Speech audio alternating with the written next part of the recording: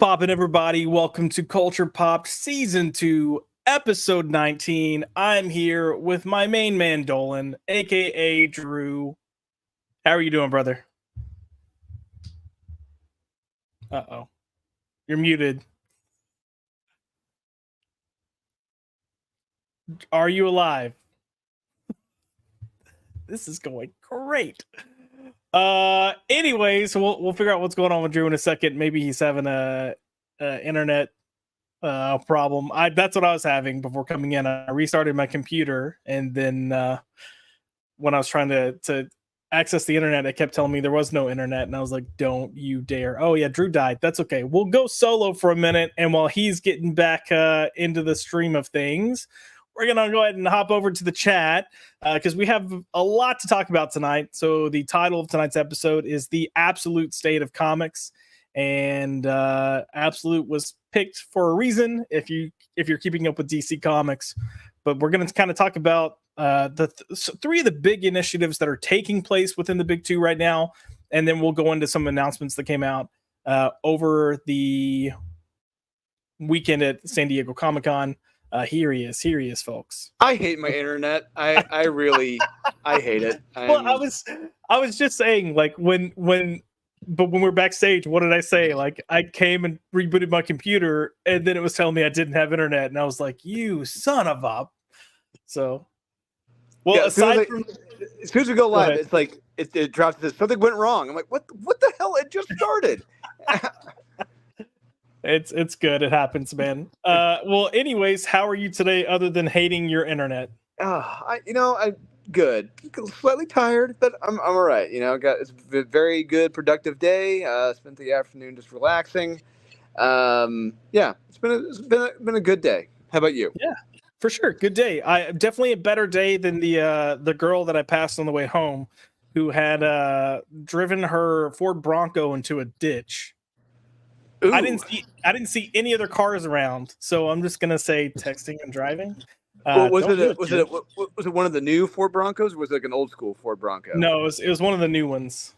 Ooh, that hurts. Yeah, I was like, oh well, okay. Well, was it so was it like a big flashy one with like a bright odd colors and rims? Was she like 18, 19? She was definitely younger. I didn't see, it was hard to see the Bronco at first because I saw the cop cars. There were two cop cars, and then there was another car parked in front, but that was very clearly mom there to check on the daughter. Mm-hmm. And then the daughter was like standing on the side of the road crying, and mom was like consoling her, and they were leaning on mom's car. And then as you're getting past that point, that's when you see the Bronco just like on its side in the ditch. Driver's side door like opening up. So yeah, she definitely was not having a good afternoon. So compared to that, I'm doing great. But nice. Yeah. And you mentioned being a little tired. We will talk about this later, but that little image right there might be part of the reason why you're a little tired. We've been busy little beavers, but we will talk about that in detail towards the end of the show. For right now, we're going to go ahead and say hello to the chat. We've got Cajun Corey himself coming in with a member for 2 months. Haktua months of membership already. Craziness. It's hard. I mean, I guess so. I feel like the past, you know what? I feel like since May to mid-May, it's just time has flown by. Like I can't keep up with stuff. But since Corey gave us that, we're gonna go with a little clip for him. What are you doing here? 5 words or less.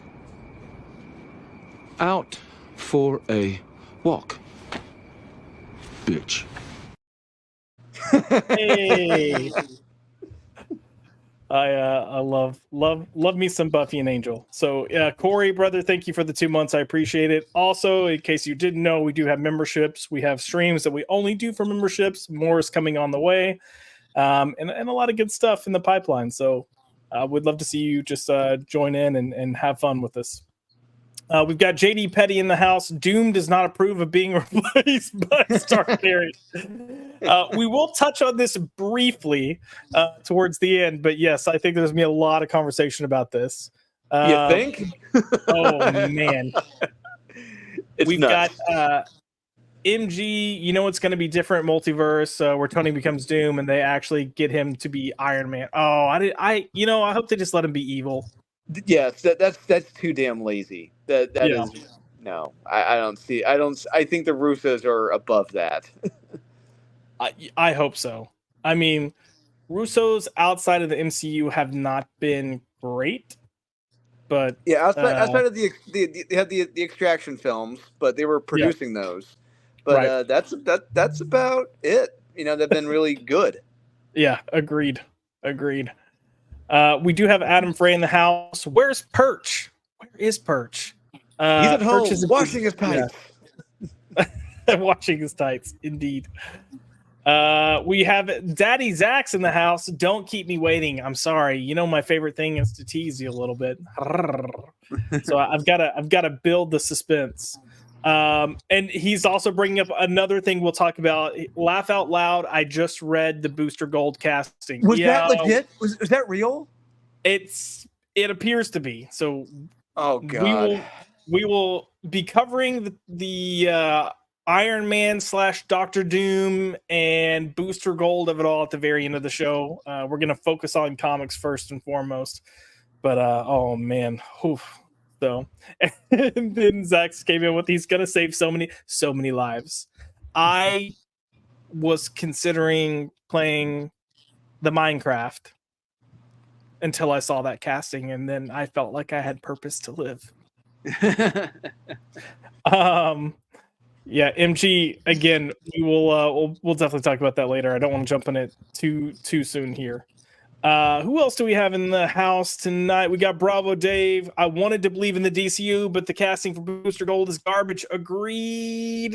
And I like the guy, but yeah, it's not looking good. And we got Andrew Gonzalez. What's up, guys? What's up, Andrew? How are you? Welcome to the show. And thankfully Drew came right back in, so I don't have to monologue for 3 hours. But and then we got Corey, R.I.P. Drew. He died. Oh no. Not again. We got Fear Monarcher in the house, and he says, Drew, let Jesus take the stream. Oh man, yeah. Awesome. I can't get my mouse to work. It's gonna be a night of technical issues. My mouse just stopped working, so let's blame go the weather. Just blame the weather. Know. It's all on the weather. Let's see. Oh yeah, Corey's coming in with woman Bronco. Of course, she drives it into a ditch. So Shit, I not had even a woman, like a girl. It's like a girl drove into a ditch. Jesus. Yeah. I was gonna say I had a friend that I went to high school with, and she got her car her senior year of high school. That's when her parents actually got her a car. And she had 3 wrecks within that year, none of them with another car. So, oh man, this just reminds me. So I like going to a tropical smoothie cafe up here in Indy, and one of the girls behind the counter, she naturally, she's 18, she just graduated high school, and what's her first car? It's a bright blue Ford Bronco, brand new. And it's like, yeah, Dad got it for me. It's like, of course. Yeah. You have fun with that. Yeah, I was when I turned 16 and got my license, I got my mom's hand-me-down Toyota Camry, which was honestly a great car. Yeah, I mean, it wasn't like a cool car, but yeah, for a first car, heck yeah, it was worth it. Yeah, my first car was a beater. My first car was an 89 Honda Civic hatchback. So, yeah. Side note, and I don't know why I thought about this just now because we were talking about like car and parents and stuff, but my dad is retired. He's been retired since October, so going on a year. But my dad is the type of person that can't like, he can take care of himself, but don't ask him how to do laundry. Like he doesn't. Right? He doesn't know how to work the washer dryer. Don't ask him to cook because unless it's on the grill or the smoker, he can't cook it. But slowly learning these life skills now that he's retired. But the big thing that he recently learned how to do, and by recently I mean like the end of last week, was he made his first batch of boxed brownies. Hey. No, but he's super impressed with himself. So over the weekend, he showed up at my place, my house, and he just went, "Hey, I learned how to make brownies, so I wanted to bring you some." So he had a container, but he's made 3 boxes of brownies now. Wow. So yeah, Are they any good? Are they? I mean, yeah, they're. I mean, it's boxed brownies; they're good, but like he is like over the moon because he can make boxed brownies now, and I love my dad, so that's great. Real quick to finish out the people we have in the chat, we've got the Devastator. Howdy, everyone. Hello, sir. How are you? And I think that's everyone. If I missed anyone, I do apologize. So, and then Drew, I know we're working on some sound issues with you. Okay, yeah, I don't. Yeah, I just turned off my fan. Hopefully, that was causing the sound issues. I don't know what's. I'm on my phone, so I just back up. I don't hear echo when you talk. I hear echo when I talk. I hear me in like the background almost. Oh, yeah. I have you on speaker. That could be it. Yeah, okay, that's probably it. Okay, now it sounds good. So I muted my microphone. There we go. Yeah. Boom. Awesome. Okay. Well, we're gonna go ahead and get into tonight's show.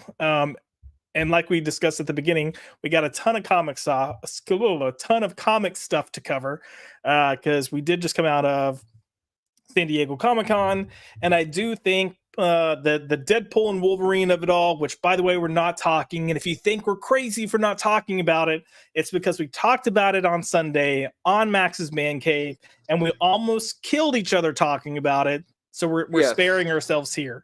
Over 2.5 hours, we talked about that film, going round and round. Yeah. If you want to hear our opinions, watch that video on Max's Man Cave. I definitely got a little passionate. And what's funny is I'm the one that scored it as like middle of the road. You enjoyed it. Max and Vex absolutely hated it. But there were times where I was like, no, it literally happened in the film. So I'm getting pissy. And then I'm Drew just saying, it's a fucking Deadpool film. All right. You don't, it's not The Dark Knight. You know, it's not Iron Man. You don't take this shit seriously. You're not going to a Deadpool movie for the plot. It's like a Transformers film. You're not going to it for the plot. Indeed. Bravo Dave coming in shitting on us professional operation tonight. Absolute. You better believe we are professionals around here. But no, he did put Deadpool's daughter, Woot Woot, which yes is happening. No, we're not talking about it because it doesn't. I mean, we'll see if anything matters that we discuss, but let's start off by focusing on what the 3 current big initiatives. These are supposed to be big draws to the comics industry for DC and Marvel. And I would say 2 are events. One's just a relaunch of a line. But let's start off with the one that kicked things off first, and that's going to be Bloodhunt, which I didn't space out, but whoops. Bloodhunt. Bloodhunt. So this is Marvel's event story right now, and it's supposed to be this like edgy, gripping, oh my god, who's gonna survive? Storyline featuring vampires taking over the main Marvel universe, and nobody cares. But Drew, I read the first issue and stopped after that. I think you've actually been keeping up with it. So what are your thoughts overall on Bloodhunt, and why do you think it's not working? Yeah, the Fangs in this Bloodhunt miniseries, they're dull. They are very there's no edge to this. About as edgy as it got was in that first issue. And you would have to have seen that in the Red Band exclusive. You had to pay more for. But no, like you said, they promised big game-changing events with this in 62 parts, and they've predominantly, for the most part, sucked. The only stories that have been good that Wes and I have recommended on Thinking Critical have been the Wolverine Bloodhunt tie-ins, and you got Juan Jose Reap on the art. He's kicking ass on that. He's a legend. And you got Tom Waltz writing it, and it's been kind of fun and for what it is. But the main story, when you automatically defeat your main villains in the third issue, it ceased to be an event. It ceased that you've taken away the threat. You've taken away the oh shit. Like, how are our heroes going to come back from this? They've triumphed by the third issue. So okay, it's not going to be that bad. And a great parallel to in a quote unquote event like this, I say, if you want to see how it's done correctly, is Big Game. When you read that series Big Game by Mark Miller, in each issue it gets progressively worse for the heroes. Each issue, each day, it just keeps getting worse. You keep thinking, there's no way the heroes are going to get out of this. How in the hell are they going to get out of this? I never asked that question in these Bloodhunt issues. It just they're fine. By issue 3, like I said, they've already beaten most of the bad guys, and by this end of the issue this week, they should be fine and save the day. Thor's already come back. They quote unquote killed him in the first issue. He was already back in the previous issue. It's like, what the hell was the point of this? Oh yeah, just to make money. But I'm wondering how well they actually are doing. Yeah, that would be nice to know how well are they actually doing. We don't get sales numbers, at least not accurate sales numbers. We just kind of have to take estimates based on a very small kind of POS system. But you're right. Like my thing was, I read the first issue and it was fine. It wasn't bad, but there were no stakes, and they're really trying to set up this idea that anyone can die at any moment, but they just completely, trump themselves from the get-go. Like they have I said it from the get-go. It's like, okay, you killed Thor, but then you almost immediately bring him back in the second or third issue. He's already back. But it's like, if you really want to shock me, a long-term reader, is that you take out the safe characters. Now when I say that, when I say safe characters, I mean the protected ones, the ones they're not going to do this to. You take out Miss Marvel, you take out Riri, you take out the ones like, it's like, oh no, they're the quote-unquote future, we're not going to touch them, they're the special ones. It's like, no, you take them out first, and that's when we know, oh shit, the gloves have come off. But they didn't even do that. No, not at all. And you mentioned Thor, but they did the same thing with Doctor Strange, and this is also where you're kind of seeing this whole issue with the red band variant, the more gruesome, bloody, violent version, because you have the normal version and then that version. And at the end of the first issue in the normal version, you've got Blade, who, spoiler alert, turns bad. He stabs Doctor Strange, through the chest with a sword. And you're like, oh no, that sucks. But then in the red band version, he completely slices him in half. So you're like, oh shit. And the leadership at Marvel said, oh, there's no real difference. It's all the same. It's like, what the fuck are you talking about? This is a big fucking difference. Oh, sorry, dropping the F-bomb. But no, you're fine. You can drop it. We're a few minutes in. Okay. And the other thing I was going to bring up, I'm getting a little heated thinking about this damn series. Because just how much of a waste of money and time and eyesight this whole series has been. Keep talking. I'll get back to my point. I forget what I was going to say. I'll remember it. Yeah. Well, I was just going to say that, like, when you get to issue 2, even in the red band issue, it's just like, oh, he got stabbed, meaning Doctor Strange.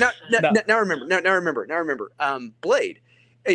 From the issue 1, I could already telegraphed it. I already knew they were setting up Blade as the bad guy, and that by the very last issue, they're going to have Blade's daughter kill him by the last issue. And sure as shit, what the hell's going to happen in the last issue? What the hell's supposed to happen? His daughter's going to be killing him. Huh? How about that? Yeah, it's not great. It's not great. And it looks like some of the viewers kind of share the sentiments. We've got MG coming in with DC and Marvel are dead. I mean, they're as close to dead as you can be. Just, it's not good. JD Petty creatively bankrupt. I'll say that. Correct. Yeah. JD Petty, didn't you hear the world is a vampire? Life sucks. What what's the line from Batman? Life's a bitch, now so am I. Batman Returns. Honestly, a damn good line. One of the few. Yuri Volti, really hard to care, no build up, villains feel like throwaways, none of the characters really have personal stakes. That's the other thing. They've got this whole team of like villains now that, I mean, I guess they look interesting, but they're as generic as can be. They just as generic. Well, the other problem is they didn't even introduce the villains at all. There's no buildup to these villains. We don't even know who the hell they are. So there's really no grasp of how threatening they really are. We see them. It's like we see them in the first issue. And it's like they kind of do some stuff. It's like okay, but we really don't know. When we see them, we're not like, oh shit, they're here. Oh fuck, they're back. No, this is the first time we're introduced to them. No, you don't do that. You sprinkle these characters in issues prior. One here and there. We see like the potential of how much of a threat they are in the future. We don't get that. We're giving them, hey, here you go. Yeah, they're deadly because I said so. Yeah, and it's not like they don't have the issues to tell the story, because between the tie-ins and shit, there's a bajillion issues here. But what I would have done is, like, you've got this like order of vampires, I guess you can call them. If they had one show up at the beginning of the first issue and start wreaking havoc, and you had heroes coming to try to stop this threat, and then maybe a hero dies trying to stop this one, and this one is still holding off the entire Avengers or whoever it might be, and then you have him open a portal or bring forth everyone else, and you're like, oh shit, there's like 6 of these. Then you would have been like, this isn't going to be good. Like, good for the heroes. So,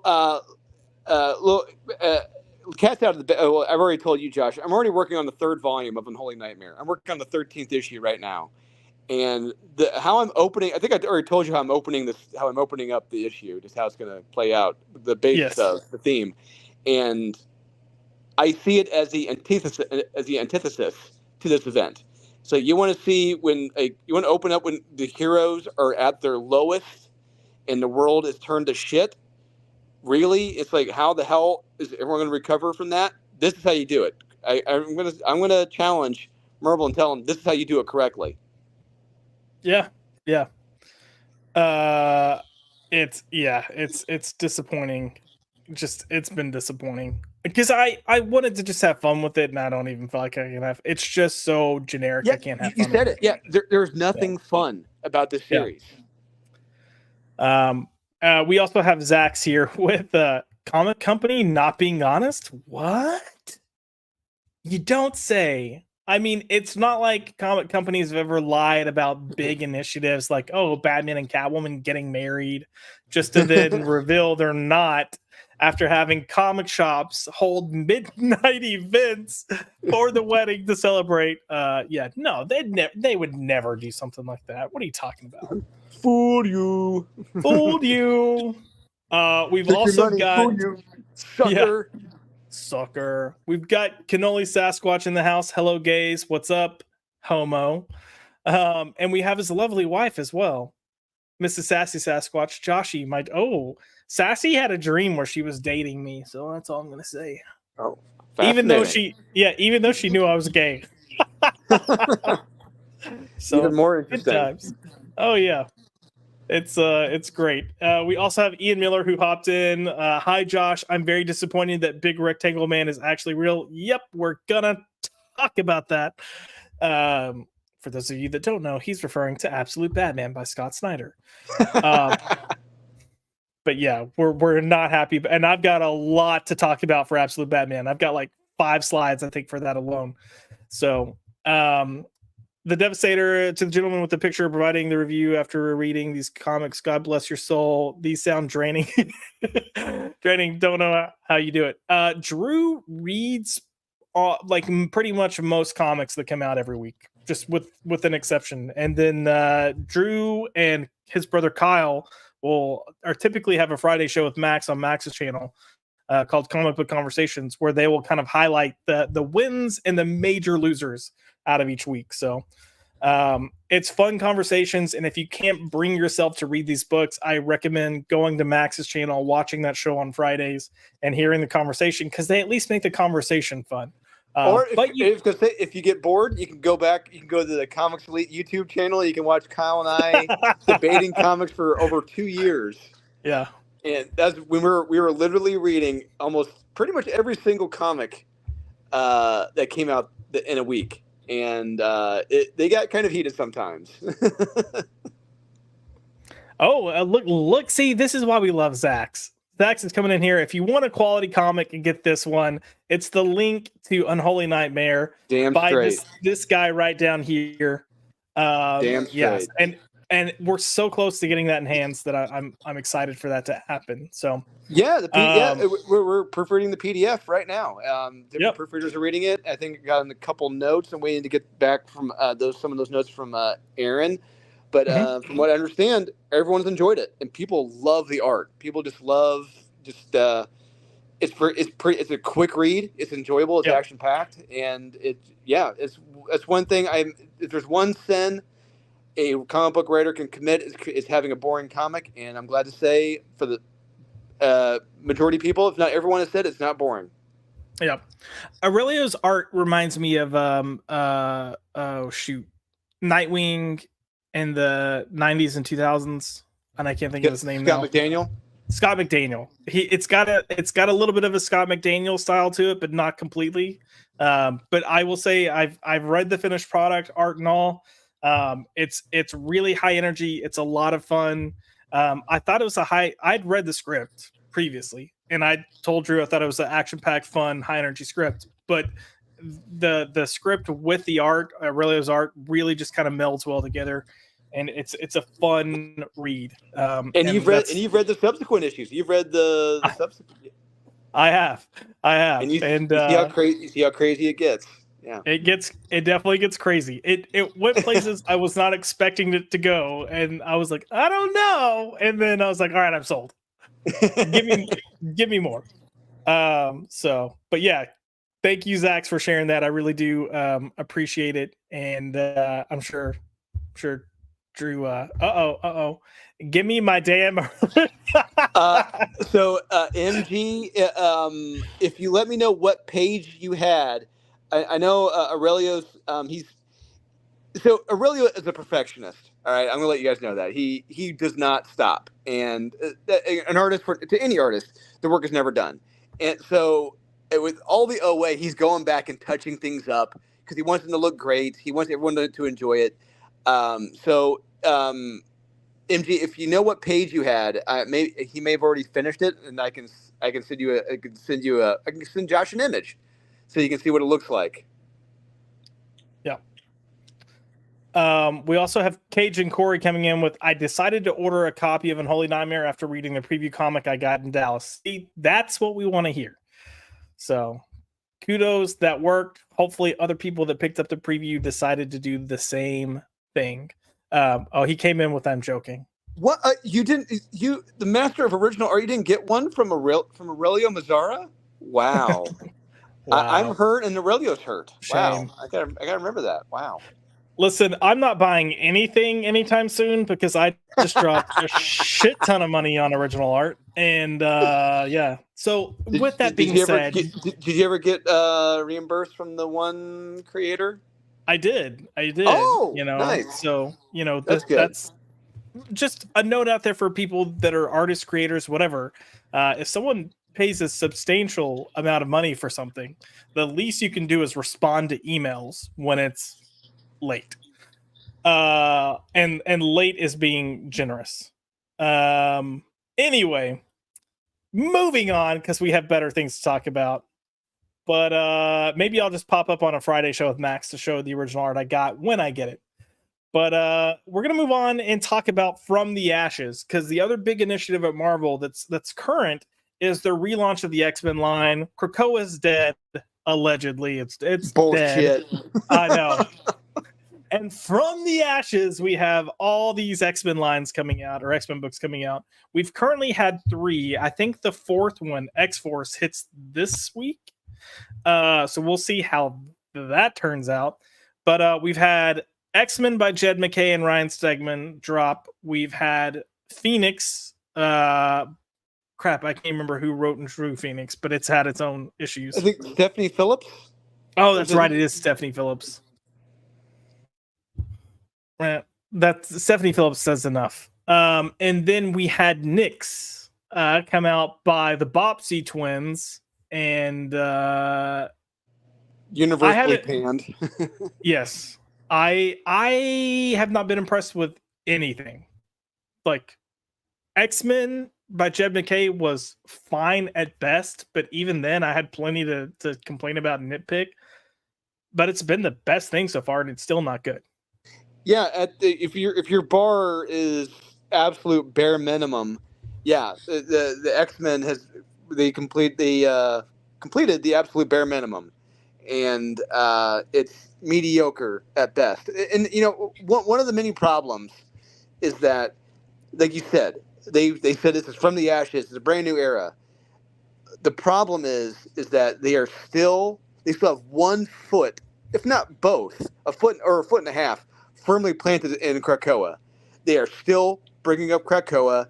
It's in every single issue so far, and just how it was ruined. How the humans ruined it, and how it's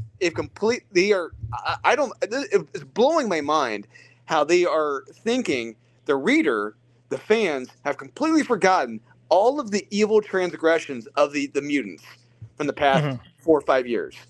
Whether it's holding nations hostage to buy their medicines, or they're going to take them out, or setting up Burger King Kids Club treehouses in New York, against their will, or mind.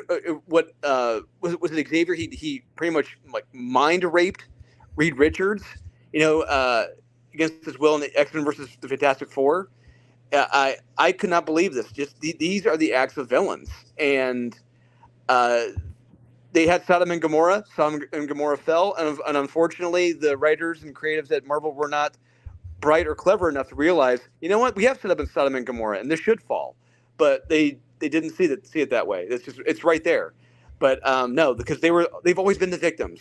Humans have always been the bad guys, and that's bullshit. And I really hope the readers do not buy that messaging from the creatives, because that's a straight up lie. Yeah, you mentioned the feet being Krakoa. I think you're spot on. Both feet are still in Krakoa. They're not really abandoning that storyline. They're moving forward, but they're moving forward with it still 100% in their frontal view. So it doesn't seem it doesn't work. And I was saying that Jed MacKay and Ryan Stegman's X-Men is the best thing so far out of the 3 we've read. And again, it's mediocre at best. I do not like Stegman's art on the X-Men, and a lot of this stuff just doesn't make sense. You got the whole Beast thing with the sheriff of Alaska, or where they? No, it just pretty much browbeating. Yeah, browbeating the sheriff and the humans. It's like, no, Beast. You can't. After everything you guys did, I completely agree. Why the humans built the Sentinels, why they had the Sentinel factory. Everything you dipshits did, they had every right to build the Sentinels.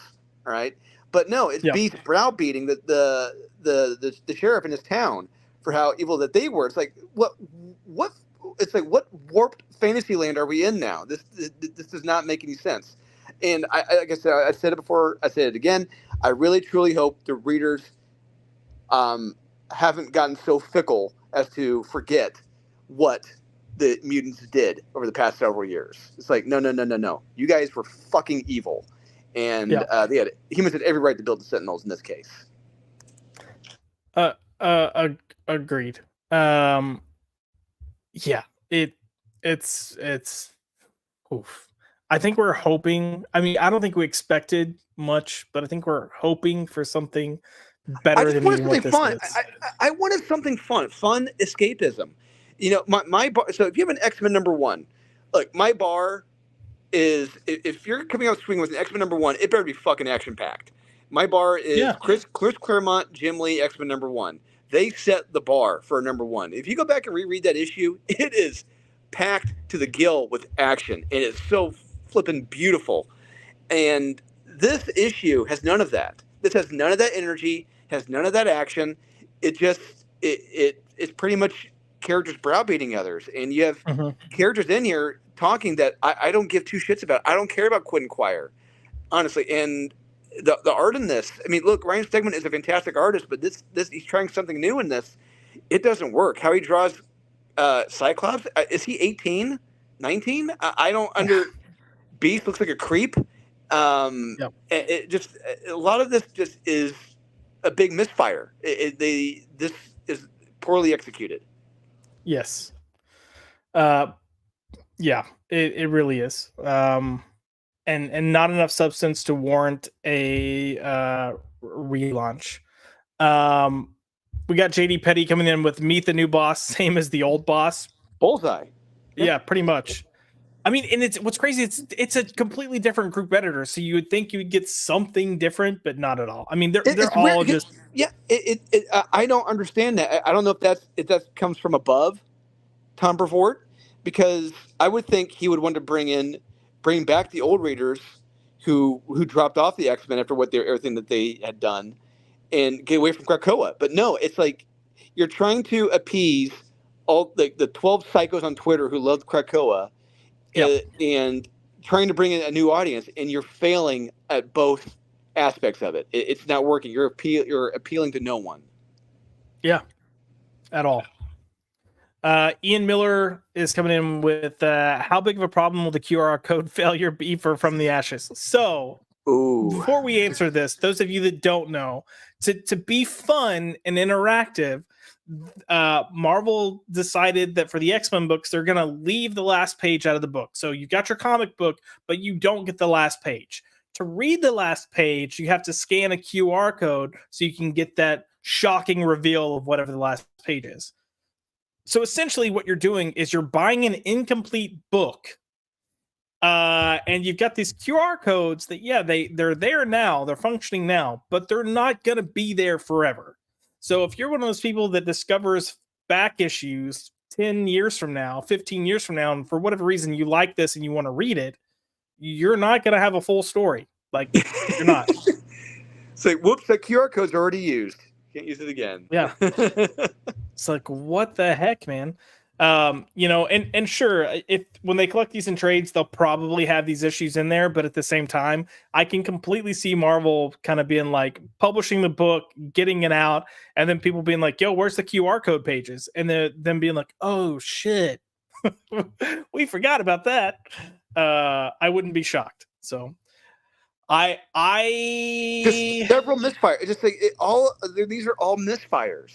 Yes. And what's Josh, I think you can agree with me, really. I mean, I'm really trying to think of the positives from what we've seen so far, from what they've announced. And there's not... I'm struggling to think of one outside of having Ryan Stegman on art, but he's only going to be on the art for like 6 issues? 5? About that, yeah. And it's like, what are you giving me long-term as an X-Men fan to keep coming back? Yeah. I mean, well, you've got Adam Frey here going, ever find yourself rooting for the Sentinels? Every week. Yeah, at this point, pretty much. Well, I know. I will say this, Adam. There is I know some people are just like, oh, this sounds gay. But sorry, Josh. It's that new Sentinel series. There's like a Sentinel series coming out. If there's one series I think would have promise, it's that one. Because, I mean, that's the series I've wanted for the last 5 years. I wanted to see the Sentinels hunting down mutants for these evil transgressions. Now, hopefully they go that far. Hopefully we do see these Sentinels taking out mutants. As soon as they do that, if they do that in the first issue, you got my money. I am coming back. We got stakes. If not, what the fuck's the point of this? Where are we here? Yeah. I've got a ton of comments to go through real quick, but this one so MG put Stegman is off after issue 3. Is that that accurate? God. Wow, it's even worse. Yeah, Ian, pathetic. It is pathetic. It's rough. Also from MG, I think multiple people drew Phoenix, didn't they? Yeah, I mean that's the other kind of scandal going on right now is the artist on Phoenix like trace from multiple other artists to do his book. And it was like, Yeah, it was it is. Yeah, it is. It's pretty flipping clear on several of those pages. One or two of them are like, yeah, kind of I can see, but there's most of them it's like, oh shit, he straight up lifted that. He straight up, like light boxed right over that damn page. yeah. JD Petty coming in with Nyx is particularly bad with Krakoa good. Also, Gurning makes it so no one can recognize you. Gurning? Am I missing something? Is that the what Miss Marvel does when she pulls her skin over her head to create a new face? Yeah, so she can't be. I don't know. Nyx is especially bad. It's Colin Kelly and Jackson Lansing, and they're the two writers that are known for killing books. They were the death dealers at DC, and now they're the death dealers at Marvel. They are the only creatives right now I can think of who have repeatedly caused multiple series to be canceled early. Yeah. Early. Multiple. And they keep getting work. I do not get it. I mean, do they have dirt on editors at Marvel? This is why they keep getting jobs? I will say I've met them in person. They are terrific, fun people to be around. They seem like great people. They just suck at their job. And that's the problem here is part of me feels like they're getting these jobs because they're fun people to be around. But you've got to do your job well. And they have not. For a decade, they have not done the job well. So so they're like the Secret Service. They're great people, fun to hang around with, but yeah, they've been sucking at their job lately. Got it. Yep. Yeah, pretty much. I hope you don't have to be anywhere important, sir. Andrew Gonzalez, isn't there more new X-Men comics still in the pipeline yet to be released? Oh, buddy, is there? I mean, what's probably going to end up being the best out of all these is going to be Uncanny X-Men by Gail Simone. Which is take that as you will, but color me surprised. That's like one of the two books coming up that I have quote unquote hope for, but we'll see what happens. It's like that in the Sentinels book. I know a lot of people are just kind of saying the Sentinel series is the DOA, but I'm holding out hope for that. The Sentinel series could be good. It really could be. Gale's got the best team for Uncanny X-Men because you got Wolverine, Gambit, Rogue, Jubilee, and Nightcrawler. Like that's a freaking, that is the team worthy of the X-Men title. But yeah, you have a lot of other one shots coming out. You've got what is X-Force the one that's the millennial influencers, whatever is that? That's X Factor by that's right, the world's funniest humorist, Mark Russell. Kyle's favorite writer. Who I can't remember who was part of X Force then. I think it was they're all wearing red uniforms. I think it's Forge and Forge. Forge. Forge. And yeah, I can't think of some of the other one shots or the single character title. Oh, there's Storm book, right? Yep, there's a Storm book coming out, and once again another character who's had series in the past, and they've been miniseries, and they've all been either canceled early or just never brought up again. She just for some reason Storm just does not work as a solo character. Yeah. And then you have Exceptional X-Men with Eve Ewing, which is probably going to be. It's going to be. I'll be curious to see which book is worse, X Factor or Exceptional X-Men or Nyx. They're all. Man. You're scraping the bottom of the barrel with these. So it's all I know is it's going to be giving YouTubers plenty of fuel, plenty of ammunition to go through because. Yeah, those pages from Exceptional X-Men, quote unquote exceptional, from Eve Ewing, it just looks like a dumpster fire. And it just the fact that you're basing it around Jubilee being a barista, I am checked out. Not Jubilee. I'm sorry, Kitty Pryde. Yeah. Yeah. Real quick, JD Petty put. I mean, if Greg Land or other Chronic Tracers and Marvel have gotten away with it. I do think there's even still a difference here. I mean, like, by all means, a lot of these artists are on impossible timetables to get these books out. Yeah, I mean, the thing with Greg is that he had different references.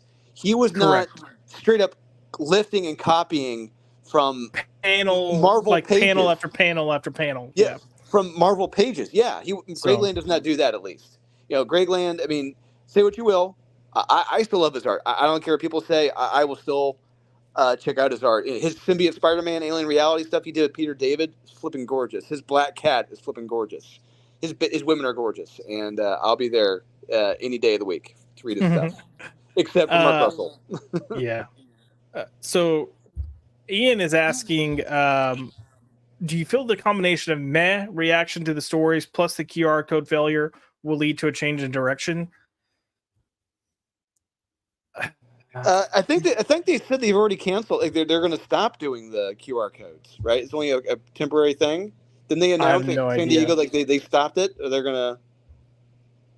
You know what, they might have. I really, if they did, I missed it. I know they were defending while they were doing it at San Diego, but maybe if there was enough backlash, then yeah, maybe hopefully they decided to just not do it anymore because it doesn't make sense. But no, I don't see them changing direction. As long as you have leadership at DC and Marvel that are there now, staying there, you're not going to see a change in direction. It's going to be. You got Tom Brevoort in there. Tom Brevoort is not going to change. You know, it's like one thing we know about Tom Brevoort over the past. He does not give two flying fucks about what. Like, it could be 1 million people on social media who are legit buyers and hate what he's doing. He will not change. He will not change the books at all. Yep. Well, and you've got too many people in leadership roles that are, you know, just counting down until retirement. And that retirement might even be 5 to 10 years from now, but they're just coasting until then, which is bad for the industry and bad for the publisher. Yeah, Jim Lee's the worst. Tom is yeah. right up there, probably in a close second or third. Yeah, indeed. We do have Jana Banana in the house. Sup, boners? What's up, Jana? And she's also following up with, I'm confused. I thought this was a stream about men's rugby. Listen. I love men's rugby. It's so much fun to watch. It's so entertaining and so sporty, athletic-like. Yeah, sure is. If you follow me on Twitter, I like ladies beach volleyball. Hey, that's just me. Don't ruin the moment, Drew. Just let me have this, please. Zach's came. So if you follow me on Twitter, I've been posting about how I'm watching the Olympic men's rugby for the plot, of course, clearly. But Zach's even came in and was like, hey, those women rugby players, they've got some cake. And I was like, don't ruin this for me, Zach's. But just having a little fun. I enjoy watching certain things in the Olympics. I actually do like rugby. I also like soccer.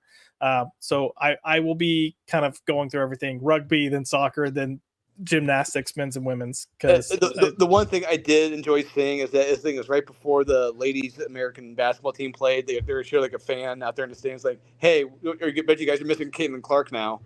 It's pretty funny because if you're not familiar with that, the WNBA All Stars beat Team USA at basketball, and the WNBA All Stars had Caitlin Clark on the team. So yeah, take that for what it is. Absolutely. We also have Zach's coming in being a total boss. Uh-oh, I lost it. Oh no. There we go. With his membership for 2 months, base Drew, sure, we built Sentinels, not retarded. I mean, you might be onto something. But Zach's, thank you for your 2 months of membership. And for that, I've got this for you. Bring me Thanos!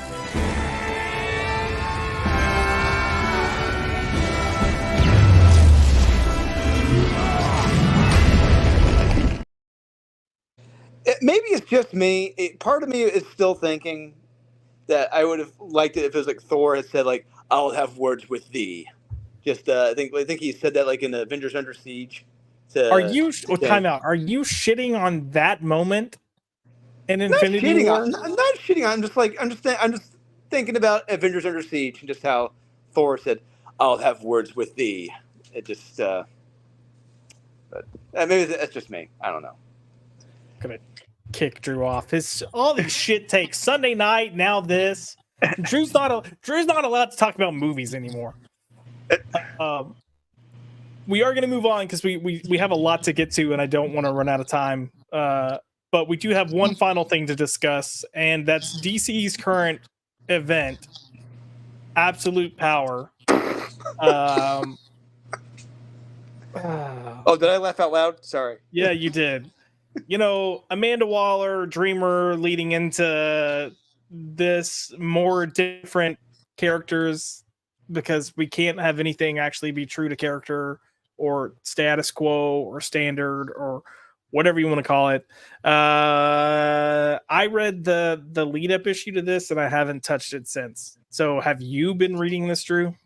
I've tried reading a few of the issues. I read Superman tied into it. I read the Task Force 7, which was abysmal. It was, you want to talk about a chore, just unfun, just completely unfunny. It's like, why? Another writer, I think it was Leah Williams writing it. And like, how is she getting these big gigs? It was so funny is that when you look at the cover and compare to what's on the inside, it's like, what the fuck are we doing here? This is completely the exact opposite of what you're selling here, and it's a shame here. This event of what it really should be and could be, but they're really so. The past week, the big issue was Task Force 7, Amanda Waller, year 1, and it's like I don't give a shit about Amanda Waller. I don't give a shit about her year 1. It doesn't matter. It's like I'm focused on our heroes. Failing, suffering, and being triumphant from the failures, losing their powers, trying to get their powers back.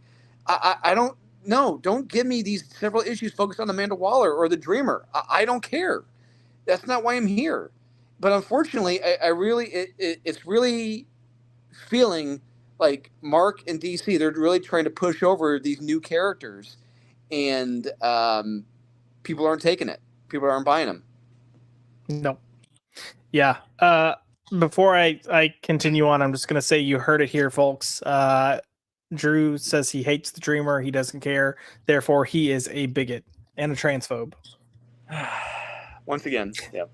Once again. What's even funnier, Josh, is that Marvel has the same type of character as well, who's like Iceman's lover, who is like going into his dreams. And it's like, what is this a coincidence that you have two characters in the LGBTQ group community that suddenly are able to invade dreams and do things to people that I wouldn't agree with? But hey, that's just me. Hey, do things to people. Zax, if you want, you can invade my dreams. No, I'm not a fan. And look, we don't even have to say much. The comments are pretty much killing this. We've got MG, absolute poor, not wrong. JK, absolute power is an absolute dud. Yes, it is. There's no stakes to this. No, at all. I mean, granted, okay, you in the first issue, you have Superman getting shot by the bullets. Like, okay, all right, fine. But I would have had him taken out of the entire series. You know, just you can't use him. But by this issue of Superman that came out 2 weeks ago, yeah, the kryptonite bullet's already taken out. He's fine. He's in his recovery suit. He's good to go. I'm like, yeah, no. I really feel like Mark Miller needs to come in to DC and Marvel, to the writers groups, and really show the writers how to build tension, how to put our heroes in unwinnable situations. Our heroes are fine. They are in winnable situations. I want my heroes in unwinnable situations, and we're not getting that. Yeah, agreed. We are definitely not getting it. We got a few more comments here. MG coming back again with absolute trash and all in the trash. We'll get all in. We got Adam Frey with more like absolute ass. Am I right? Yeah, you're right, buddy.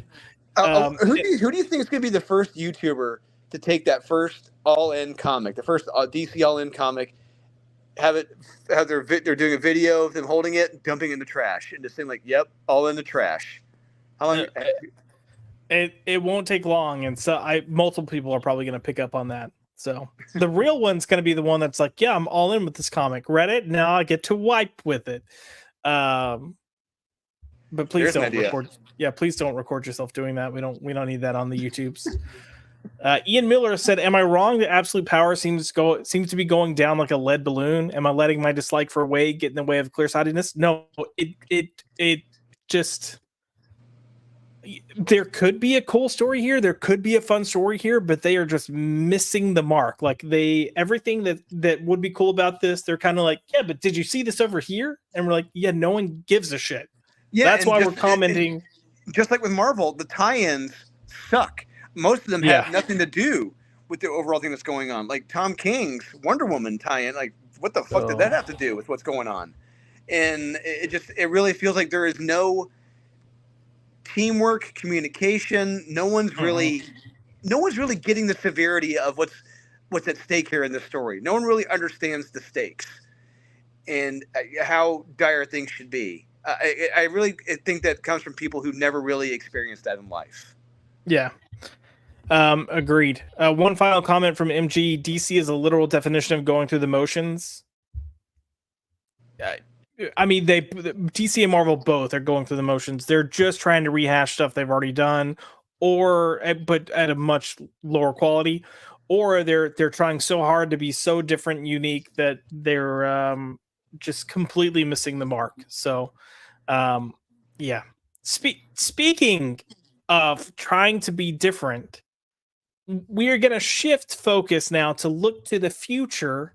To the initiatives that Marvel and DC have that are going to help save the comic book industry, because it needs a little bit of help right now. But one of the biggest talking points at the moment is DC's Absolute line, which is kind of like an alternate universe. So, it's not like we don't already have Black Label or Elseworlds or anything like that. Or Earth One. Yeah. Or Earth One, but now we also have Absolute DC, which here you can see a picture of Superman, Wonder Woman, and Batman. And oh, buddy, I'm not digging this. But let's look through each one of these three individually, plus two other announcements that came out. But Absolute Batman is debuting. Scott Snyder's writing with Nick Dragotta on art. And if you're looking at this design, yes, that is a very thick boy Batman. And you can even see the bottom with the stupid like wings that aren't really wings or cape thing. And his legs are even massive and not in a good way. And I don't know, just looking at this makes me sad, but also they're distinctly changing elements that make Batman. So he's essentially, I believe, going to be poor. So he's going to be operating without all of his tech and gadgets like he normally has. And there's other changes that I'll cover here in a second, but just in general, like this for me is dead on arrival. I have no interest. I hate the design. I hate the concept. Drew, do you share those sentiments?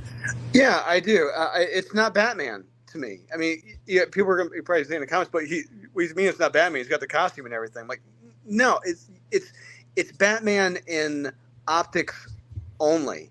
The point of Batman, the concept of him, is just that it was that anyone could have lost their family to some punk with a gun in an alleyway. Even someone as rich, someone as wealthy and powerful could easily lose everything to a punk with a gun, and which would cause a millionaire to become Batman. And it's like, oh, that's amazing. But this, he's just another crazy psycho, poor psycho, just dressed up as dressing up like a bat. It's like there's nothing special or unique about that. And this sounds more like I don't know if you ever read it, Josh. It was Darren Aronofsky's take on Batman Year One, where he was just poor, broke, worked with a guy named Blind Al or something, that in a mechanic shop, and had like an old junker Lincoln turned into a Batmobile. It's like this sounds depressing. This whole line sounds depressing. This series, this take sounds depressing, and there's nothing. This does not sound fun. This does not sound heroic. I mean, this character is honestly one more step away from the Punisher, one step closer to the Punisher than Batman is, and this doesn't say Batman to me at all. Ian asked, "Did Big Rectangle Man even lose his parents?" I don't know. Honestly, I can't. I guarantee you they're going to take that away. I mean, so one interesting thing, Josh, is that the big three here, more like the Superman and Batman, is that they're going to be in public domain, and like within 10 years. So I'm willing to bet you they're doing these drastic different takes on the characters that they can hold copyrights themselves on these new takes. And these will possibly be their versions going forward, which is a very, very, very sad state of affairs. And I honestly want nothing to do with that. Yep, agreed. Ian, I don't know. I'm going to have to do a little research before I figure that out, but I wouldn't be surprised if it's altered or changed. I mean, he's going to have some type of motivation, but I don't know. This doesn't excite me. And look, I get people who are like, yeah, but it's Scott Snyder, Court of the Owls. And I'm like, yeah, but you have to look at it. It's a decade ago, and everything that came after it has been like a decline of diminishing returns. Oh, what hell? Ladies and gentlemen, I present to you Alberto Magnifico himself, Aaron Sparrow. Hello there. What's up, Aaron? How are you, brother? Hey, I'm sorry I'm late. I was busy trying to figure out how to pronounce the name of the latest Rippaverse character. So it kind of threw me off. Saoirse? It looks like Sarah Soirsi. Gooding. Yeah. Gooding. I said it before. Rob Liefeld had said in one of his podcasts that generally speaking, if someone cannot pronounce the character's name, they are not going to pick up the book. I mean, I think that's fair. It's hard to get invested in a character if you have to mentally like click over to what their name is every time you see it. It's just one of those barriers to entry. And every time I see them like announce something, I'm like, oh, come on. What? No. Yep. Aaron, real quick, you've got Andrew Gonzalez coming in saying, laugh out loud, I was doing the same thing, Aaron. And MG put, it's pronounced failure, Aaron. So I mean, it's just a bad idea. It's just a bad idea because if you give that character their own title, then nobody knows how to talk about it. Make it simple. Make it really simple. Give it a really simple title. Do you know how many titles like I went around with before I settled on Neil before Doomface, which I was just like, that's catchy, that works. I went through a ton of them. Yeah. I don't think Rippa does that. I think Rippa just you know what? I don't even know. I'm not even gonna try to put myself in that man's mind. So yeah. You need a clip of Kyle right now. Oh God! Just to Kyle kills me every time he goes, "We're moving differently." Every time Kyle says differently, I lose it. Look, I mean, hey, more power to him. It's a character that I think you and I were saying earlier. It looks more like an assassin than a private investigator, but yeah. Hey, I don't know. I just investigating assassin. There we go. Yeah, I just shake my head and go, okay, whatever. An investigator investigating assaanations? Yeah, an investigator investigating assassinations. Perhaps you could be onto something, good sir. We are currently talking about the initiatives that DC and Marvel have in the pipeline that are going to save the comic book industry. And right now we're kind of looking at Scott Snyder and Nick Dragotta's Absolute Batman, but I do have more to show y'all. So I don't know if you guys have seen these details yet, but we have things to learn about Bruce. So he's young here. He's in his 20s. He's thick. He's a thick boy, which we can see. He's apparently blondish brown now. We don't know why. He's sight impaired. He needs reading glasses. He does, and he's a city engineer. That's And his look, profession. he's got a little Frenchy bulldog. Yeah. God damn it. If I were Tom Taylor, I would be pissed.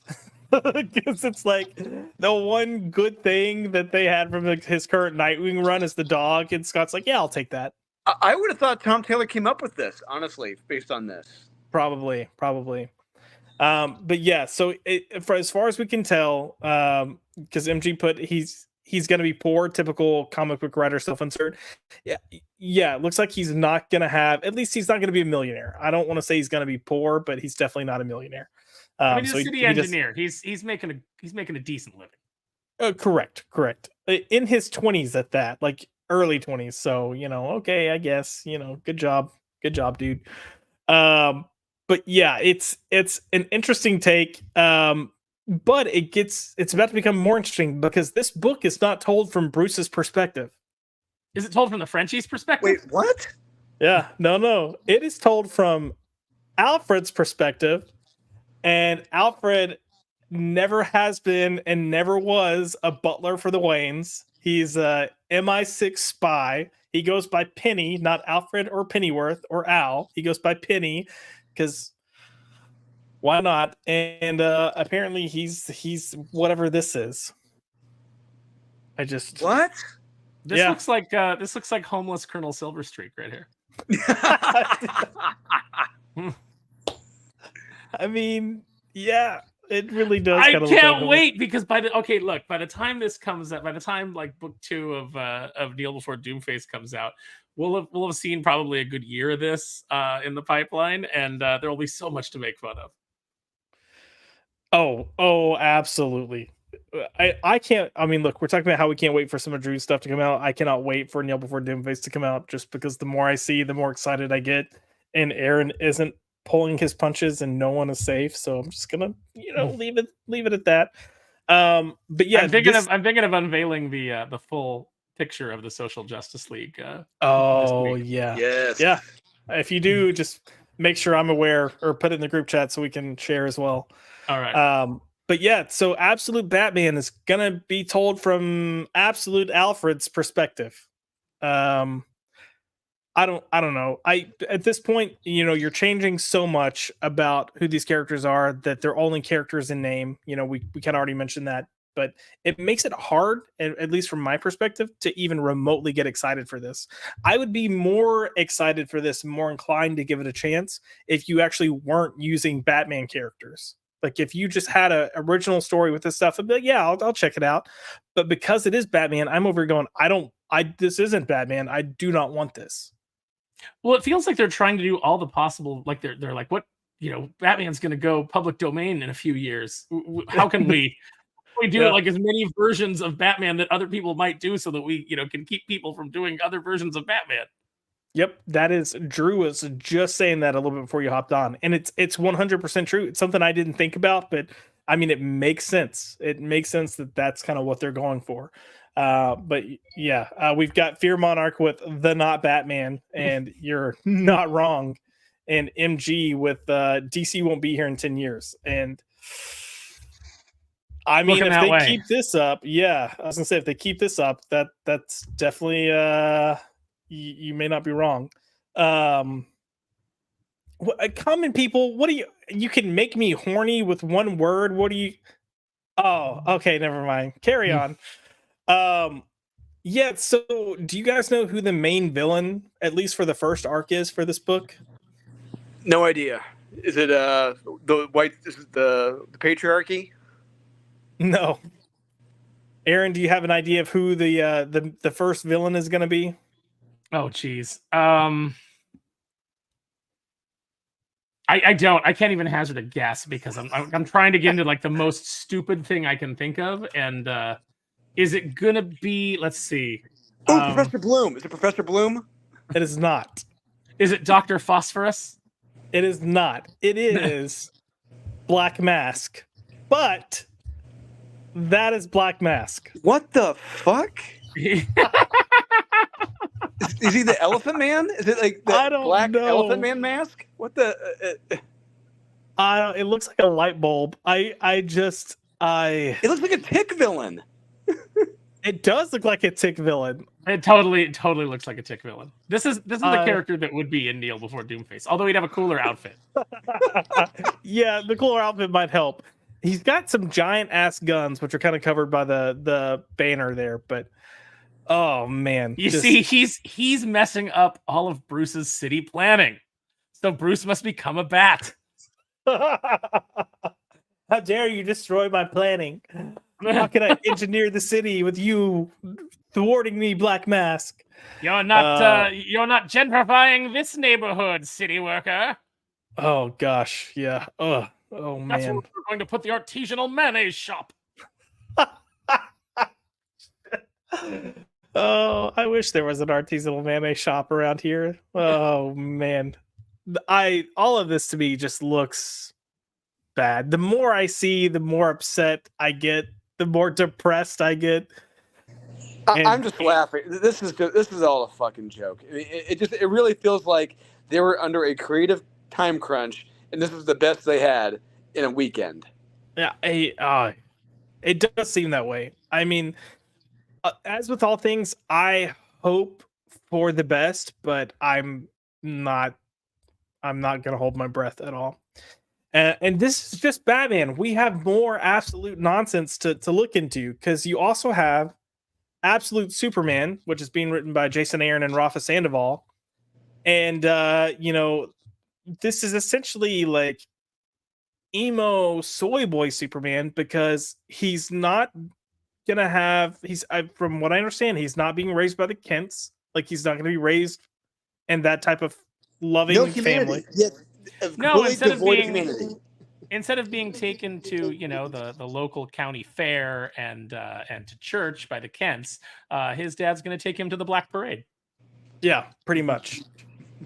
And Jason Aaron said he's going to be angry, which why? I mean, why? Look. Superman is allowed to be angry at times, but generally speaking, when you're talking about his demeanor, it is not angry. I'd be angry if they saddled me with that haircut too. I know. Well, Jason Aaron thinks that haircut is sexy. His words. This execution is borderline. I'm going to say this is dangerous. This is a dangerous precedent you've established for Superman. And really, truly, I feel like Christopher Reeve is spinning in his handicapped grave right now. And so why is his grave handicapped, Drew? Did his grave also fall off a horse? God. His special casket is spinning. There we go. This is ugly. This is just an ugly version of Superman, in inside and outside. And I want nothing to do with this. Look at those Chun-Li thighs. I mean, the thighs are there. Those are some definitely some thunder thighs, but I'm questioning, what are we doing and how did we get here and why? Fear Monarch put Kylo Superman. You're not wrong. It's very much that. That's even better. They're all angry across the board. Superman, Wonder Woman, Batman. That's the same thing. They're all angry. It's just that's completely wrong. This is just it. My mind is breaking just thinking about this. Just how much of a misfire this whole thing is. Just how this complete wrong approach is. I love that Fear Monarch said the haircut is not bussin', because everything about this feels like Scott Snyder going, "Hello, fellow kids." Isn't this edgy and cool? Yeah. Remember when I did Court of the Owls? Yeah, I'm still cool. Remember when I called Josh and got mad because I didn't get a perfect review, and I yelled at the Batman news guys? Yeah, you guys actually saw a screenshot of the email that led to the call.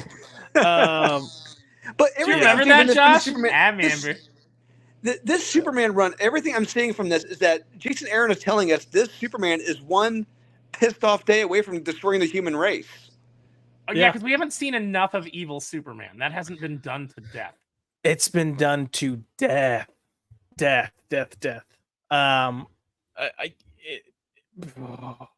This whole thing is just deflating and depressing and sad. And then you got MGs here saying, so Jim Lee is doodling for $35,000 and DC is releasing this garbage. Yeah. Yep. They sure are. They sure are. I would love Jim to see Lee's an artist do Doodles a costume.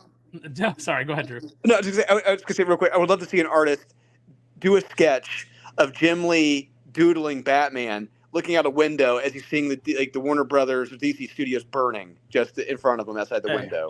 Oh yeah,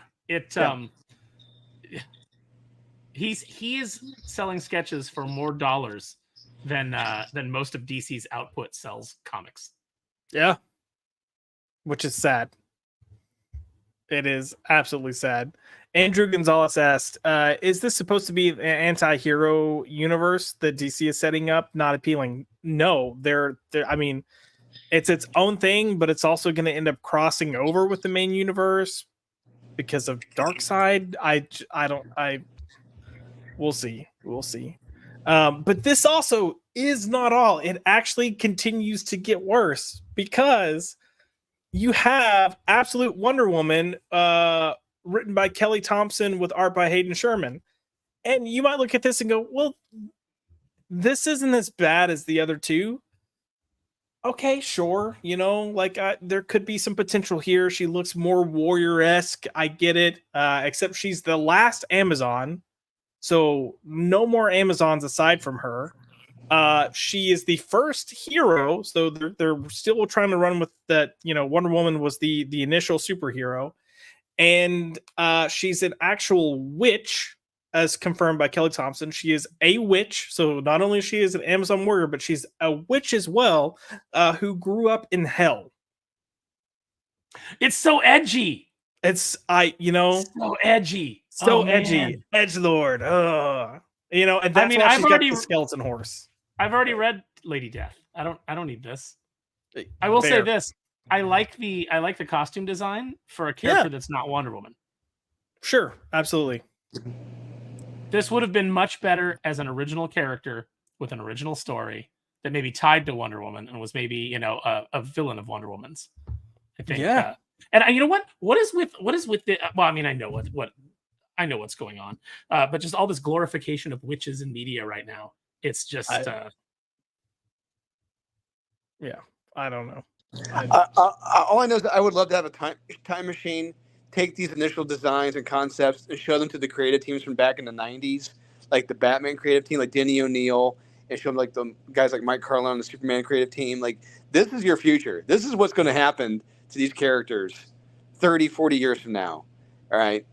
This is what's going to happen. And I shudder to think what their responses would be. Like, bullshit. This isn't going to happen. They're not that stupid. They're gonna be like, we wrote a Bible. Like, why is no one following the Bible? And someone's be like, oh yeah, we threw that out. And they're like, why did you throw out the fucking Bible? It's like the do you guys ever see the old sketch where they did that like Noah TV show, and it was like really like just kind of like it didn't follow like the Bible at all, and then it was like, from the makers of Noah, comes the greatest story ever told, and it's like Will Ferrell as Jesus, and he's like, can I get a script? And they're like, no, everybody knows the story. They're like this is the scene where you meet Peter, and he's like, okay, can I have a script? And they're like, no, I mean, come on, you know the story. And he's like, I mean, I don't know it well enough to like, I'd really prefer to have a script. And they're like, no, go for it. And so he's just like, Peter's like over by the fishing boat, and Will Ferrell's like Jesus, and he goes, hey, Peter. And then the guy playing Peter goes, yo, Jesus.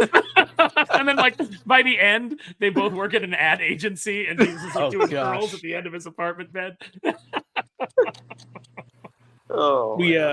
We do have a few comments here. We've got JK coming in with Wiccan Woman. I mean, it would probably make more sense with this character. Yeah, absolutely. There's nothing wonderful about this. Yeah. MG Guts Woman, she goes berserk. She indeed does. And then he follows up with pull a page out of Ripperverse and call her. Oh man, there's nothing There's nothing wonderful about this character. That completely does not belong with this character at all. Yeah, Wicked Woman is better. Josh, is there really a city in Texas called Flora Spark? I don't think so. Not as far as I know. No. Texas is big, but as far as I know, that is 100% made up. Yuri Volti has a good question here. Why make her a witch and not make an absolute Zatanna book? I mean, that's fair. Because you got to ruin the Trinity. That's what you got. Yeah, that's true. We got to ruin the Trinity. And Fear Monarch has a good point here with the whole witchcraft and ruining things.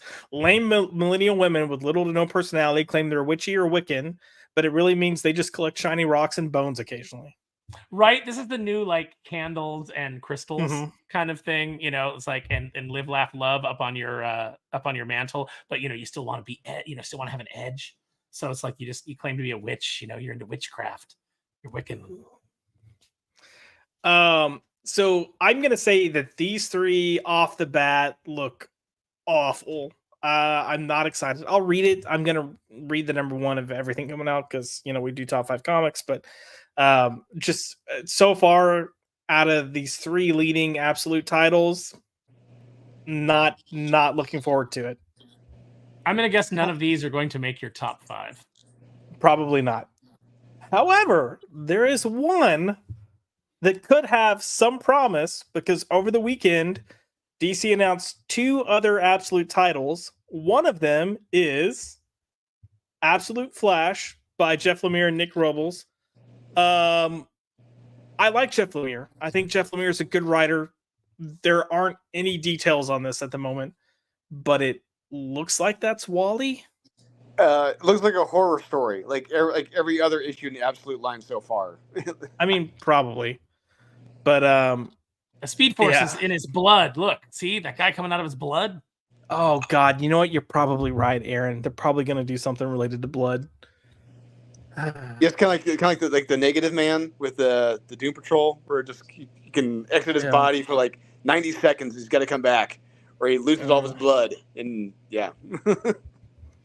Yep, I had some hope, but now I'm thinking this is just going to be an AIDS allegory and how fast it kills you. Oh man,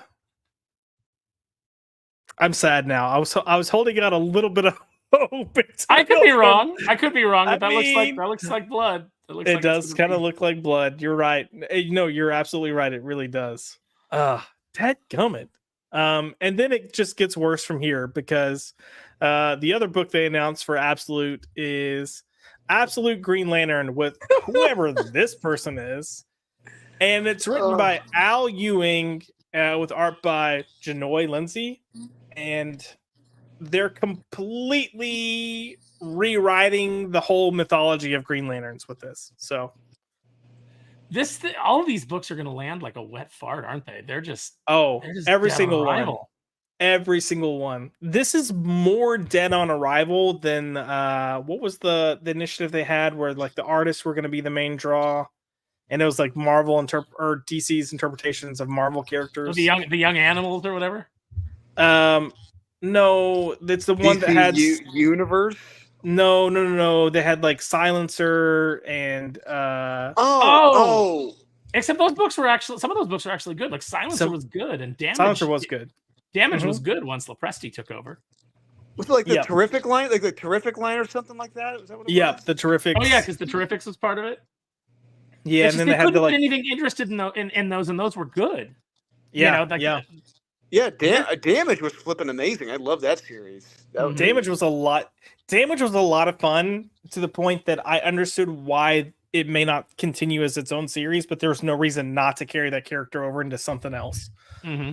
Like when you've only got 60 minutes that you can operate as that, you kind of need other characters around you to help tell the story. But yeah, those were good ideas, and still people didn't get on board. These are terrible ideas, and I can't see people getting on board. And with Al Ewing writing, I feel like you're going to get a bunch of just liberal nonsense. Yeah. Didn't we already do Jojo Mullen and Far Sector and all? Didn't we already do all this? But it seems like they're trying, possibly, Aaron, that they're going to make Jojo Mullins like the original, the best Green Lantern in this new run. But we'll see what happens. Do it. Go ahead. Do all these things. Just burn it all to the ground. I just faster kill the comic industry, kill the mainstream industry. Put yourselves all out of work, please. I'm begging you. Put yourselves out of work and put all of us out of your misery. Yep. I've got to laugh at this because Fear Monarch put Immortal Green Lantern, and then MG followed up with The Green Door is Coming. So if you've read Immortal Hulk, you'll understand. But yeah. Oh, and from earlier, Fear Monarch put you can run fast, but you can't outrun your own blood. Oh, Jesus. I'm writing that down. Yeah. No one makes me bleed. No one makes me bleed my own blood. Oh, so this is the absolute announcements that were featured or covered throughout the weekend. A few more stories were announced that might have some promise, but they're things that aren't going to move the needle. So Jeff Lemire is also writing a JSA book. No shit. Yeah. Oh, I'm there for that. That's that. See? Hey, it only took I don't know how like an hour and a half, but hey, we got a good idea here. Holy crap! Yeah. If they and for the artist, it's Diego Tegu. Out of apologies. No I idea butchered who he his name. is. Yeah. But, okay. I look. That's his art featured there. I'm not gonna say I'm crazy about it, but it's unique and looks different. I kind of like it. I kind of like it. Yeah. For this. Yeah, Agreed. It's respectful to the characters. So yes, I'm there. There's no way we're getting straight Alan Scott though, right? No. Even though this looks completely classic, we're not getting straight Alan Scott. Yeah, probably. Even though not. Obsidian's there and could be the gay character. Yeah. No, they're definitely probably gonna have him be gay. Yeah, I think this is promising, and if they let Jeff go in, just do his thing, and not have to like deal with the bullshit of other things going on, and just let him tell a long form story, I think you could have a win here. And I'm 100% the bottom corner underneath Jesse Quick. Oh, that's Hellcat. Yeah, Black Cat, or not Black Cat, but yeah. Well, the other Wildcat, Yolanda, I think is her name. Yeah. She's okay. the daughter of Ted Grant.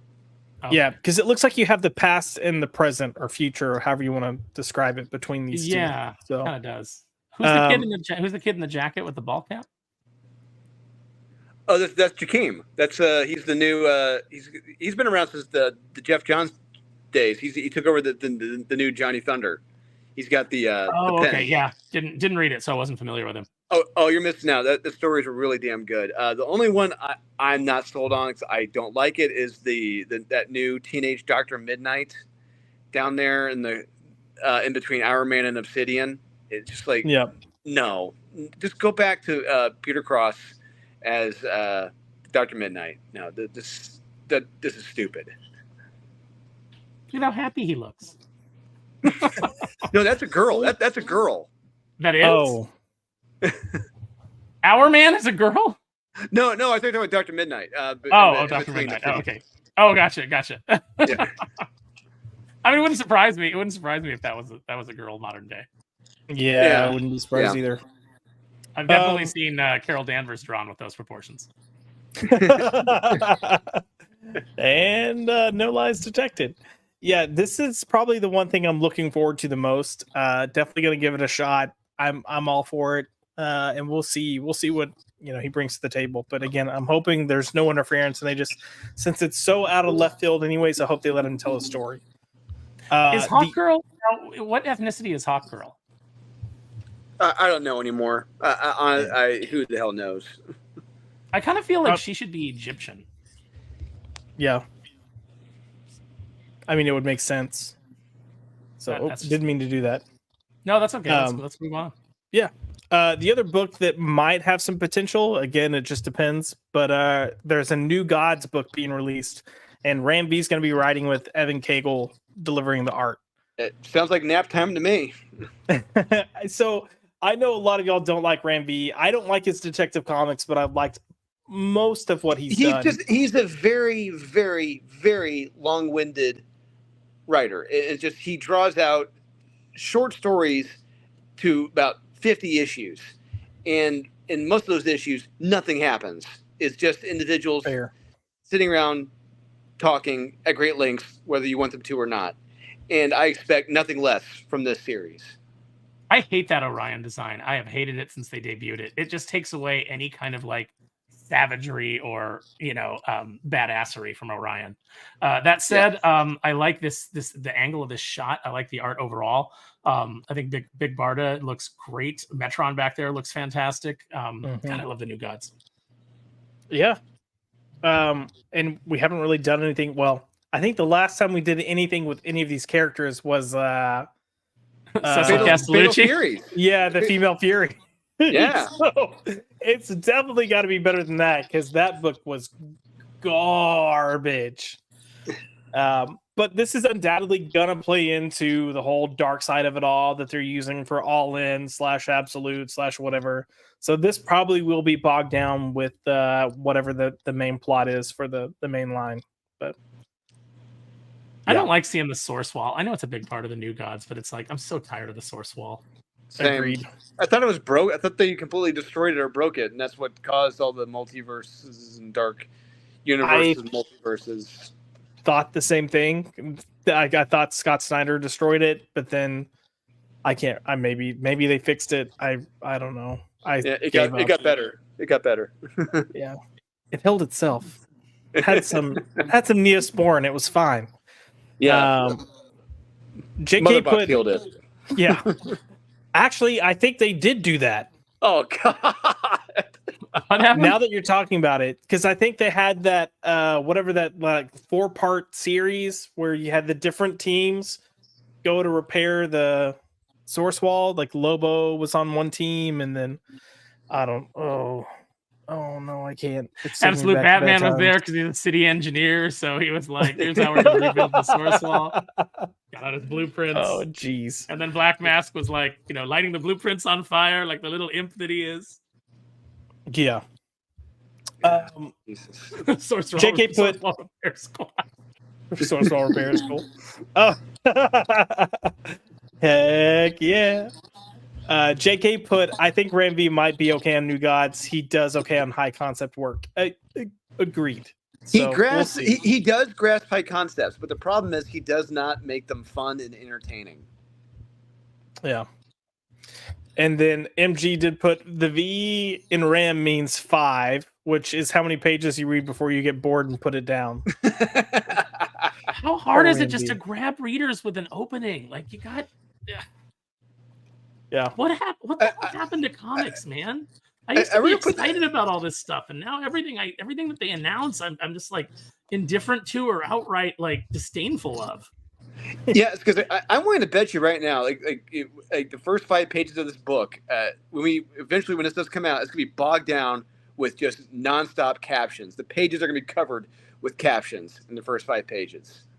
Oh yeah, I mean this book, honestly, Drew, you're probably gonna get this book, and the entire issue is gonna just be boring, and then you'll finally get something of substance on the last page. Yeah, which is how at least it won't be behind a QR code. Oh, for now. Oh, that's true. That's true. Marvel does always, or DC does always end up copying Marvel. Yeah, just give it. But only the bad ideas. Every bad idea Marvel has ever had that has failed, DC goes, I'll bet we could fail at that even worse. But they wait 2 to 3 years before they attempt it. So yeah. We're gonna kind of shift gears to Marvel. There's not a lot of information here. But the big things that Marvel's pushing going forward is Ultimate Universe 1 year in. Now, if you had asked me, did I think this could get some people hyped, and you asked me this, like, I don't know, 6 months ago, I would have said yes. But, the one thing that was kind of really good from Ultimate Universe was Spider-Man, and it's pretty much fallen off the wagon.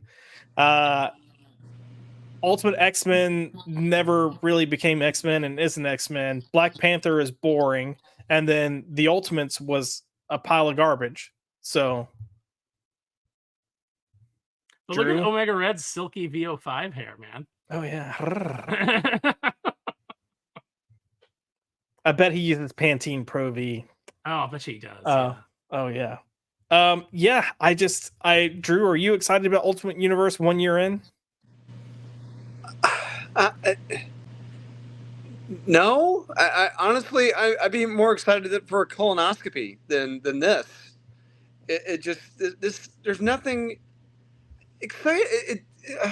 I honestly, at a lack, my brain is broken from these initiatives. It just I don't understand how. I would love to be in these rooms when they're saying to themselves, "Yes, you know what? This is exciting. We are all excited for this. This is going to be groundbreaking. This is going to be cool. Everyone's going to take a part in this." I get nothing from this. Nothing. Yeah. Outside of money lost. Yeah.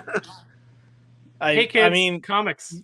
Yeah, the art looks fine. Generic. It looks generic as shit. Look, all I'm gonna say is the artist. He's a fine artist. He's fine. Yeah. But it looks generic and bland. It looks bland, and there's nothing to grasp me about this. Even the key jangling is fucking lazy with Omega Red. This just says laziness to me. Well, I think Colossus looks more than fine, but that's fine. I like a bearded Colossus. Yeah, I don't mind. It works. Yeah, agreed. I think part of the problem too, Drew, is everything in the Ultimates has been generic and mediocre at best.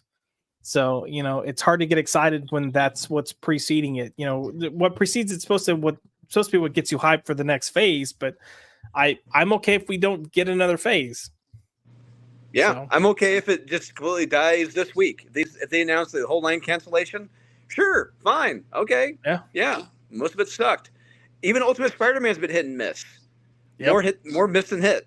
Yep. And it's really a shame because, I mean, I know some people have said like it's not really fair to compare it to the old Ultimate line. Bullshit. I absolutely can when it's called the Ultimate line. Yeah, call it something else. Yeah. That's the thing, is it's like you're trying to live off that nostalgia. We'll try to live up to the reputation, try to live up to the quality. Otherwise, call it something else. Agreed. But there's not too many more words for ultimate or the biggest or the best or, like they just run out of it. You know how many action figure lines are called the ultimate line, like, from different companies? I believe it. We need to start inventing more words. Yes. Polymyth universe. There we go. The Scrum Trelescent edition. Yeah. Totally epically awesome. If Scrum Trelescent is too easily pronounceable, so it'll never be the name of a Rippaverse character. Nope, never. People can actually understand that. Drew, you mentioned Spider-Man, and this doesn't seem to be catching our attention, but maybe the Spider-Man news will catch our attention because the 8 Deaths of Spider-Man is the big event coming up with Spider-Man that's gonna save comics. Justina Ireland, right? I'm there. Oh yeah, Joe Kelly, Justina Ireland, Ed McGuinness, Gleb Melnikov, and more. And what's the story about? Spider-Man is so important and he's so critical to be part of something that's going to happen that Doctor Strange casts a spell that he has he can survive 8 deaths. So they're just going to go through all 8 of them within 10 issues. So they're doing the fucking Catwoman run recently, but with Pretty Spider-Man? much. Yep. What basically. the fuck? God. Is Joe Kelly dating Stephanie Phillips? Who the fuck? This is. I don't think Joe Kelly is old enough. God, bing, pow, boom. Oh, I love it. If this suggests that Joe Kelly and Ed McGuinness and just the deaths of Spider-Man or like the death of Spider-Man, all right, cool, great, I'm there. But this just. Well, it's like I see this and I go, Joe Kelly, Ed McGuinness, all right, and then I see Justina Ireland and I go, no, never mind. Yeah. I again, big story arc, and the 2 big names you get. I mean, Joe Kelly's done some good stuff. Yeah, but why do we want to see Spider-Man die 8 times? I don't want to see him die 8 times. Once. Yeah, like it's gonna get tiresome really quick. You're gonna be like, what is this? Like 5, 6? Yeah, because it would be different if this were strung out over this long epic arc that was lasting 5 or 6 years, and he had a couple of deaths, along the way, And then you get to this final climax in battle where he's only got one life left, and you're like, I don't know if he can survive this. Maybe that would. I mean, one of them, he just slips in the shower on the soap, and like breaks his neck. You know that's going to happen. You know that's going to be one of these issues. There will be at least one dumb death. Yeah. Yeah. Yeah. Oh, he choked on a cornflake. He choked on a wheat cake. There we go. Wheat cake. We're gonna move on to the final thing that is gonna save Marvel in the comics industry, and that is One World Under Doom. Because, I mean, yeah, we got the announcement, Robert Downey Jr. coming back at Doom. We're gonna touch on that briefly in a second. But kudos for trying to have some synergy. Thank you, Marvel, for not being an absolute moron for once, like you're doing with Deadpool. Great Deadpool movie. We're going to kill Deadpool and put his daughter in there. Well, maybe it's Doom's daughter. You don't know. Oh, yeah. But you know for a fact, One World Under Doom, Doom is going to be portrayed like a certain former president that's currently running for president. Yeah, I mean, I feel like that's unavoidable. Yeah. Yeah, we've already seen the brain. We've already seen Doom as God Emperor Doom over Battleworld. Mm-hmm. This is a step backwards. This is like watching a guy take over the world and then being like, and in the new series, you know how we're going to top it? He's the night manager at the 7-Eleven. Yeah, that's how high he rose. Yeah, you're right, Aaron. This is just lowering the bar of success. So yeah, you said he completely controlled every multiverse under one planet, and now he's just the Earth now. Okay, way to lower your standards, Doom. Jesus. Yeah. Fear Monarch put, I'd rather just buy a reprint of Emperor Doom with a foil cover. Probably why? Better you know what the sad thing is? At this point, I feel like if Dr. Doom actually existed and he did take over the world, we'd all be in better shape. Probably.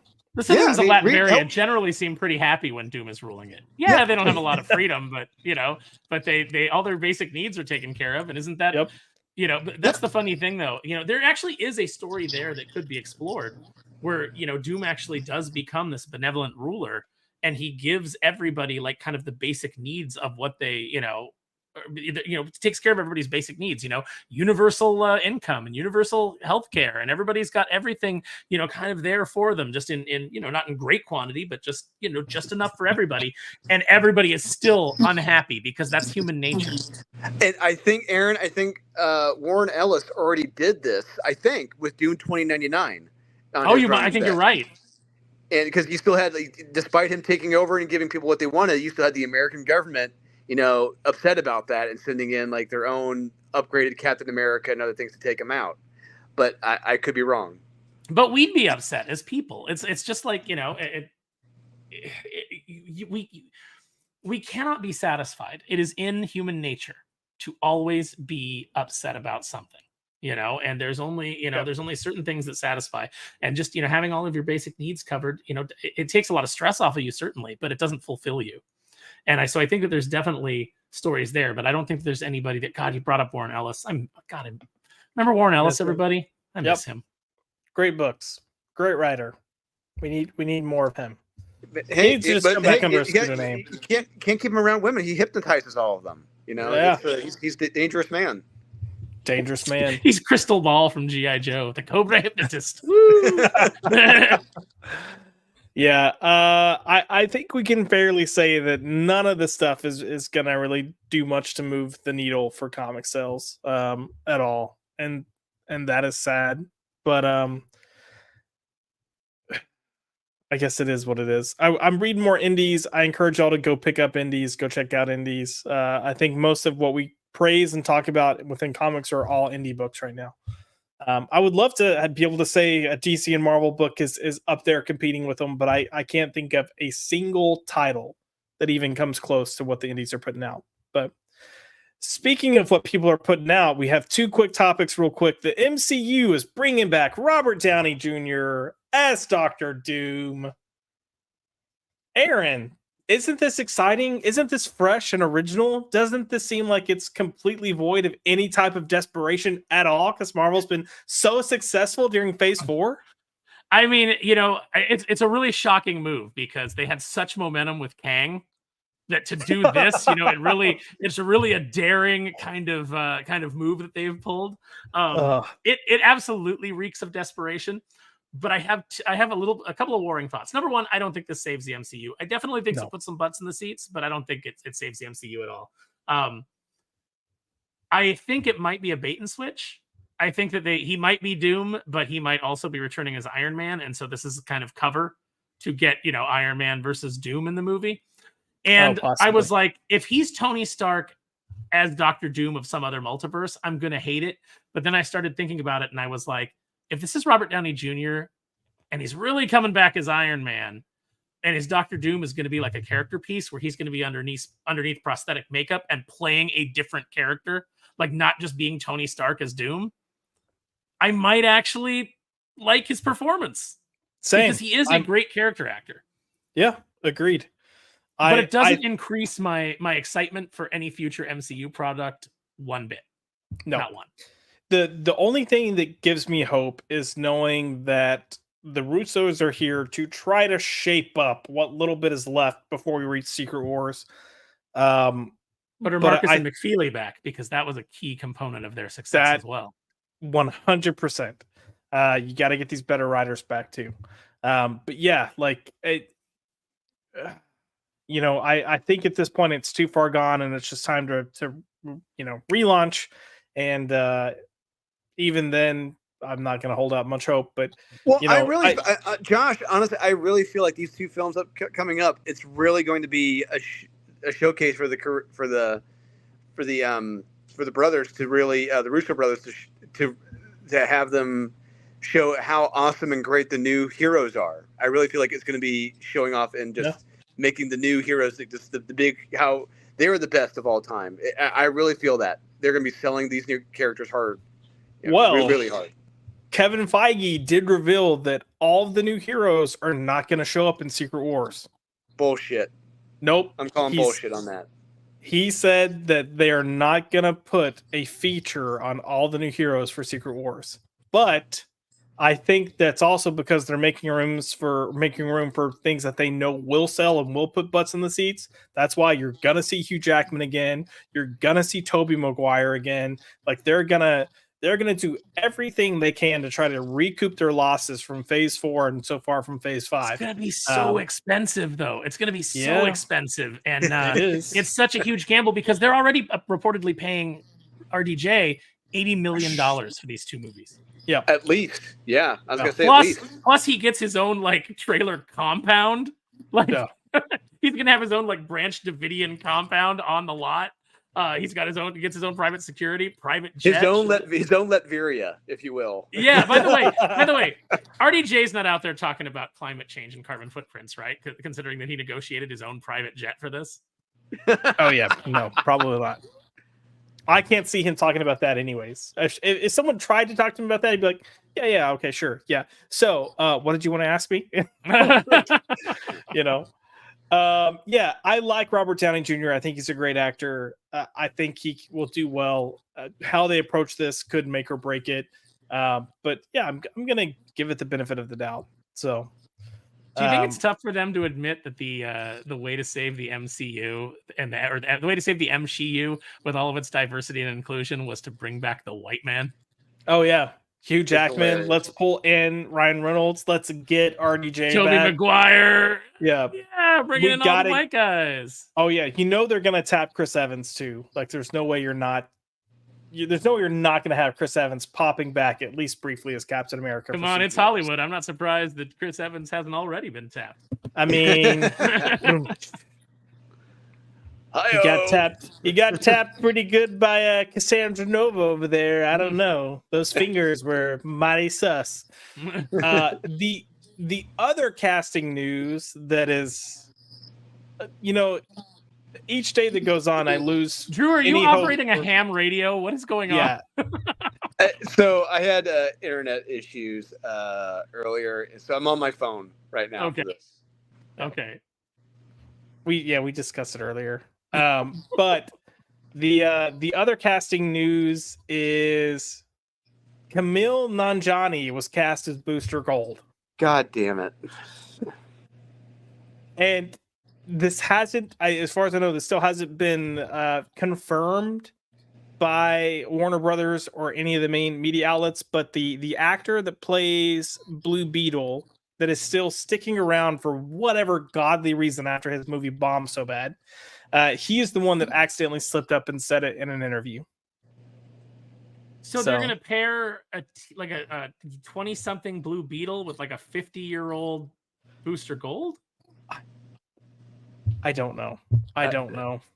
I mean, I like the kid that he's from Cobra Kai. I like the kid that played Blue Beetle. He just wasn't given a good movie. Agreed.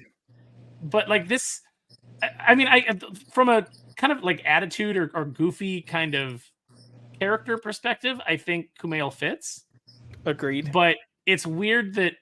But he doesn't look like the character. He doesn't, this was like everybody thought Chris Pratt was getting this role. Yeah. And that makes sense. And that makes sense. It 100% makes sense. Or it would have been Nathan Fillion 15, 20 years ago. Yeah.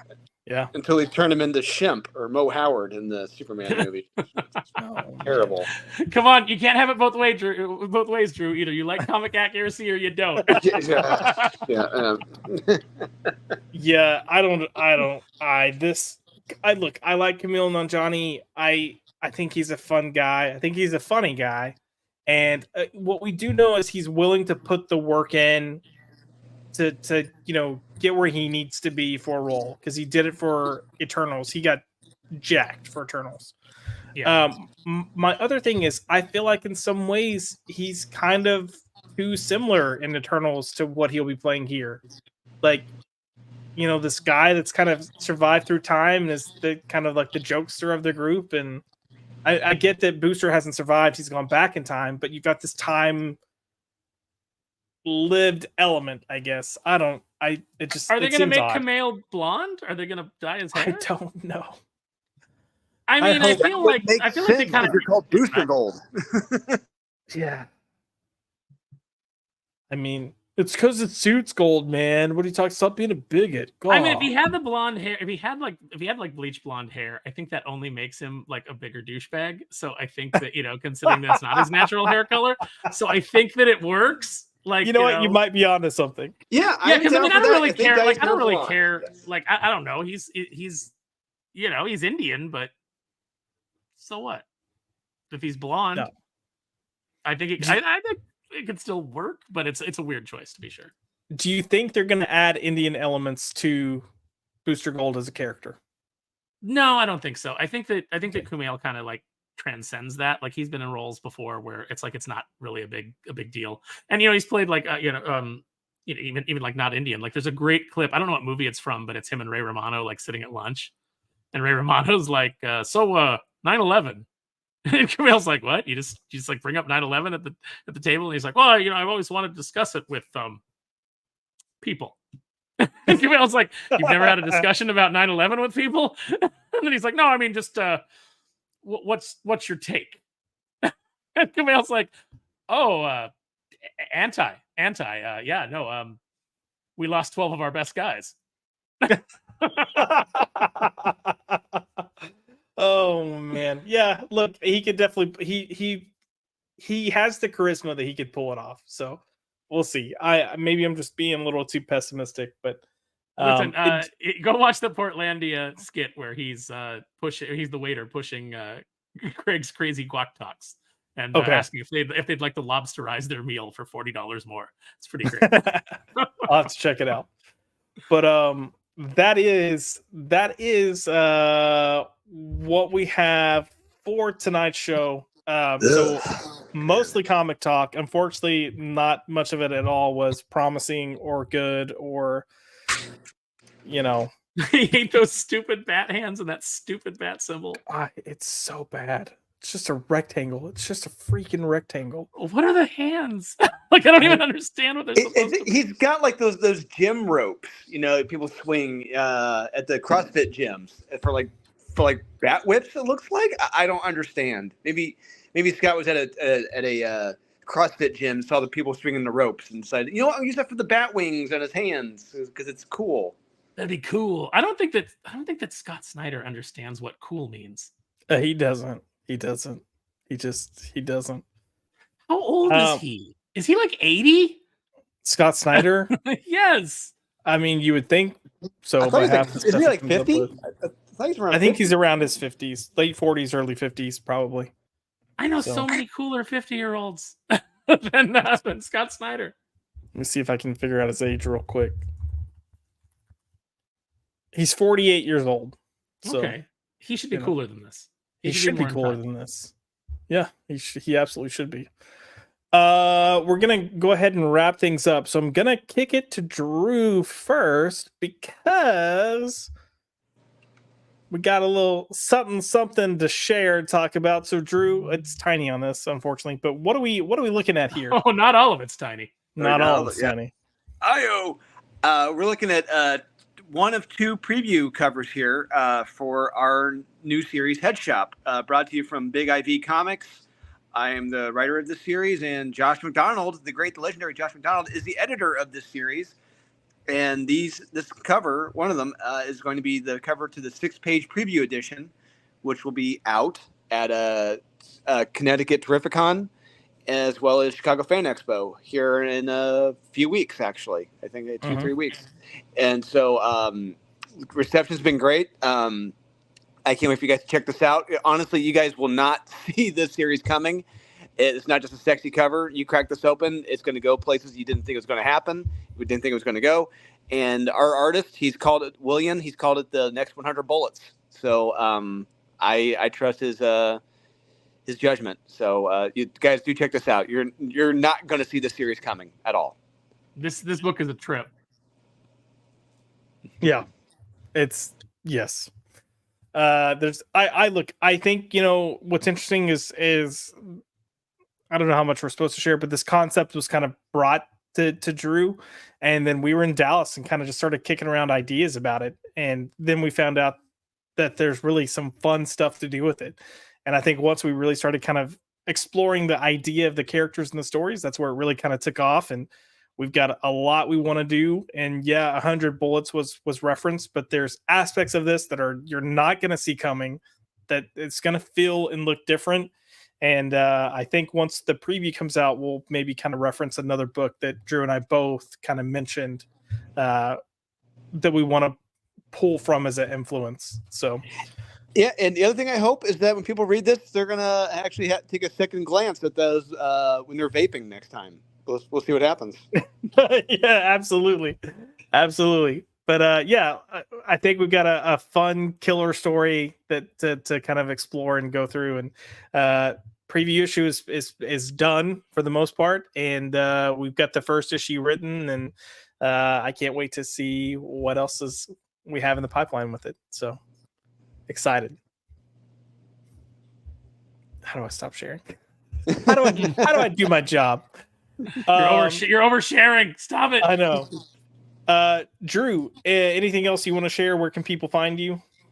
You can find me on Instagram as Dolan _Waddick. You can find me at Facebook Dolan Waddick. I'm just sharing all my projects. That's all I'm doing.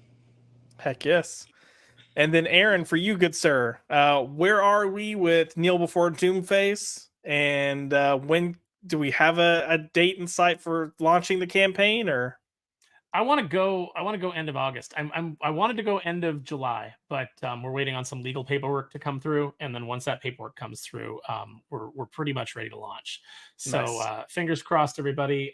This has been a very expensive endeavor so far, but I am committed to it. I absolutely, like Renzo said, hey, when I finish the preview pages, do I just stop and wait till the campaign? And I'm like, oh no, you keep going, you keep drawing. Because we will be unveiling pages throughout the campaign. So it's funny. I had somebody suggest to me, like, they said, like, some of the covers are so great, you should do prints, like, just to kind of like cover your costs until you launch the campaign. And I was like, I don't know, do people really want prints? But we'll see. I mean, I know people would definitely buy the Roquefort cover for prints, and maybe the one that's behind me. But yeah, I don't know. We'll see how it goes. Yeah, if only you're going to a convention, a big one where they may like prints like that. We'll see what happens. Right? Like if only I was at one last week where I was sitting there and chatting with people. True, very true. Do you have plans to go to a convention later this year? One or two. I believe that I'm supposed to be at New York, so Cool. that'll be Awesome. a blast. I will definitely produce something for New York. And if you are signed up for the mailing list at kneelbeforedoomface@gmail.com, and soon we'll have a launch page that you can sign up as well. If you're signed up there, any of the exclusives that we do at the con will be offered to you as part of the part of you guys signing up to support. So we will make anything that's exclusive available to the people that sign up early. Nice. Very nice. We do have Nosferatu who popped in here, so I have to say hello, sir. And he said, put that back on the screen. So Nos, I'm not going to put that one back on the screen, but I'll put a different one on the screen. So let's just go ahead and showcase one of the other covers for the 6-page preview. So we've got this one here where she's there's also some things that are not tiny in this. But yeah. She's got a big heart. She's got a big heart. Absolutely. She's doing the Lord's work. Yeah, and one thing, 2 handfuls at a time. And one thing I appreciate about certain covers is that when you have a cover that reflects the interiors, and hey, this character and what she has in her hand, it's actually in the book. Who'd have thunk it? Yeah. It's a wild idea. Yep. Yeah, this very much you could pull this from a scene within the book. And you get a lot of books with covers now that tease something that's not even remotely in the book, and that's I think a letdown. But we're going to try to be as on point as possible with these covers. And then we even kind of tossed around some ideas for when we get to the regular issues of having a string of variant covers that might be unique, but will also play into the story. And I don't want to say more than that. But again, excited to be working on this, excited to be partnering with Drew. I think we have a fun process going. He might hate me because I send a lot of notes. No, that's what's kind of funny. It's like, okay, a little behind the scenes stuff. Like he'll be editing like a page ahead, and I'll be rewriting like the previous page as he's editing it live, in the same document. It's that was a first. Yeah, I've done that in the past. We use a certain document, but I love kind of being in there and we're both kind of going to town at the same time. So that's what she said. But yes, I am also just super excited for this. I will not be at the conventions, but Ivan and Drew will be at each one respectively. And I can't wait for you guys to get this in your hands and experience it, and get to experience what we have planned for you in the future. So other than that, if you want to find me, you can find me at Joshua L. McDonald or at ByPopped on Twitter. We are here every Tuesday. We will be making some channel announcements soon because we are going to change our approach to things. So just a teaser, Culture Popped is going to end up becoming a bi-weekly show, but we will still be here every Tuesday with a live show. It's one will get replaced with Top 5, and then the fourth week will get replaced with something else that we have in the pipeline that I'm talking to a few people about, but I think it'll be a lot of fun. And those should kick off with that new schedule in August. And part of that is just because of time, like work a full-time job. And now that I'm doing editing and writing for stuff that I can't talk about yet, I needed to kind of maneuver some of the scheduling. So regardless, we're still going to try to bring you the same shows that we had planned. We're just going to kind of alter the flow of how they come out. So I hope you guys enjoyed the show. Thank you for coming. Thanks for being awesome in the chat. We really appreciate it. You guys, make this a fun experience, and it's always nice to just kind of be nerds and talk about comics and movies and whatever else. The fate of humanity. But Neil, hashtag Neil before Doomface. Okay. Hashtag Neil before Doomface. I don't know what's going on. I'm just telling the chat, like, hey, it's coming. Come on. Oh, yes. But yeah, thank you guys for coming, and don't be strangers. Hit me up on social media, and we will. Oh shit! I didn't even pull up my closing video.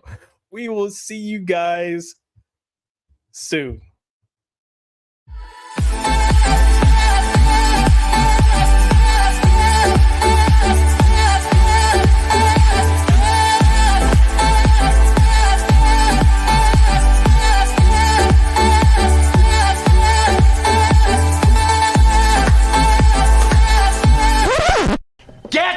fuck out!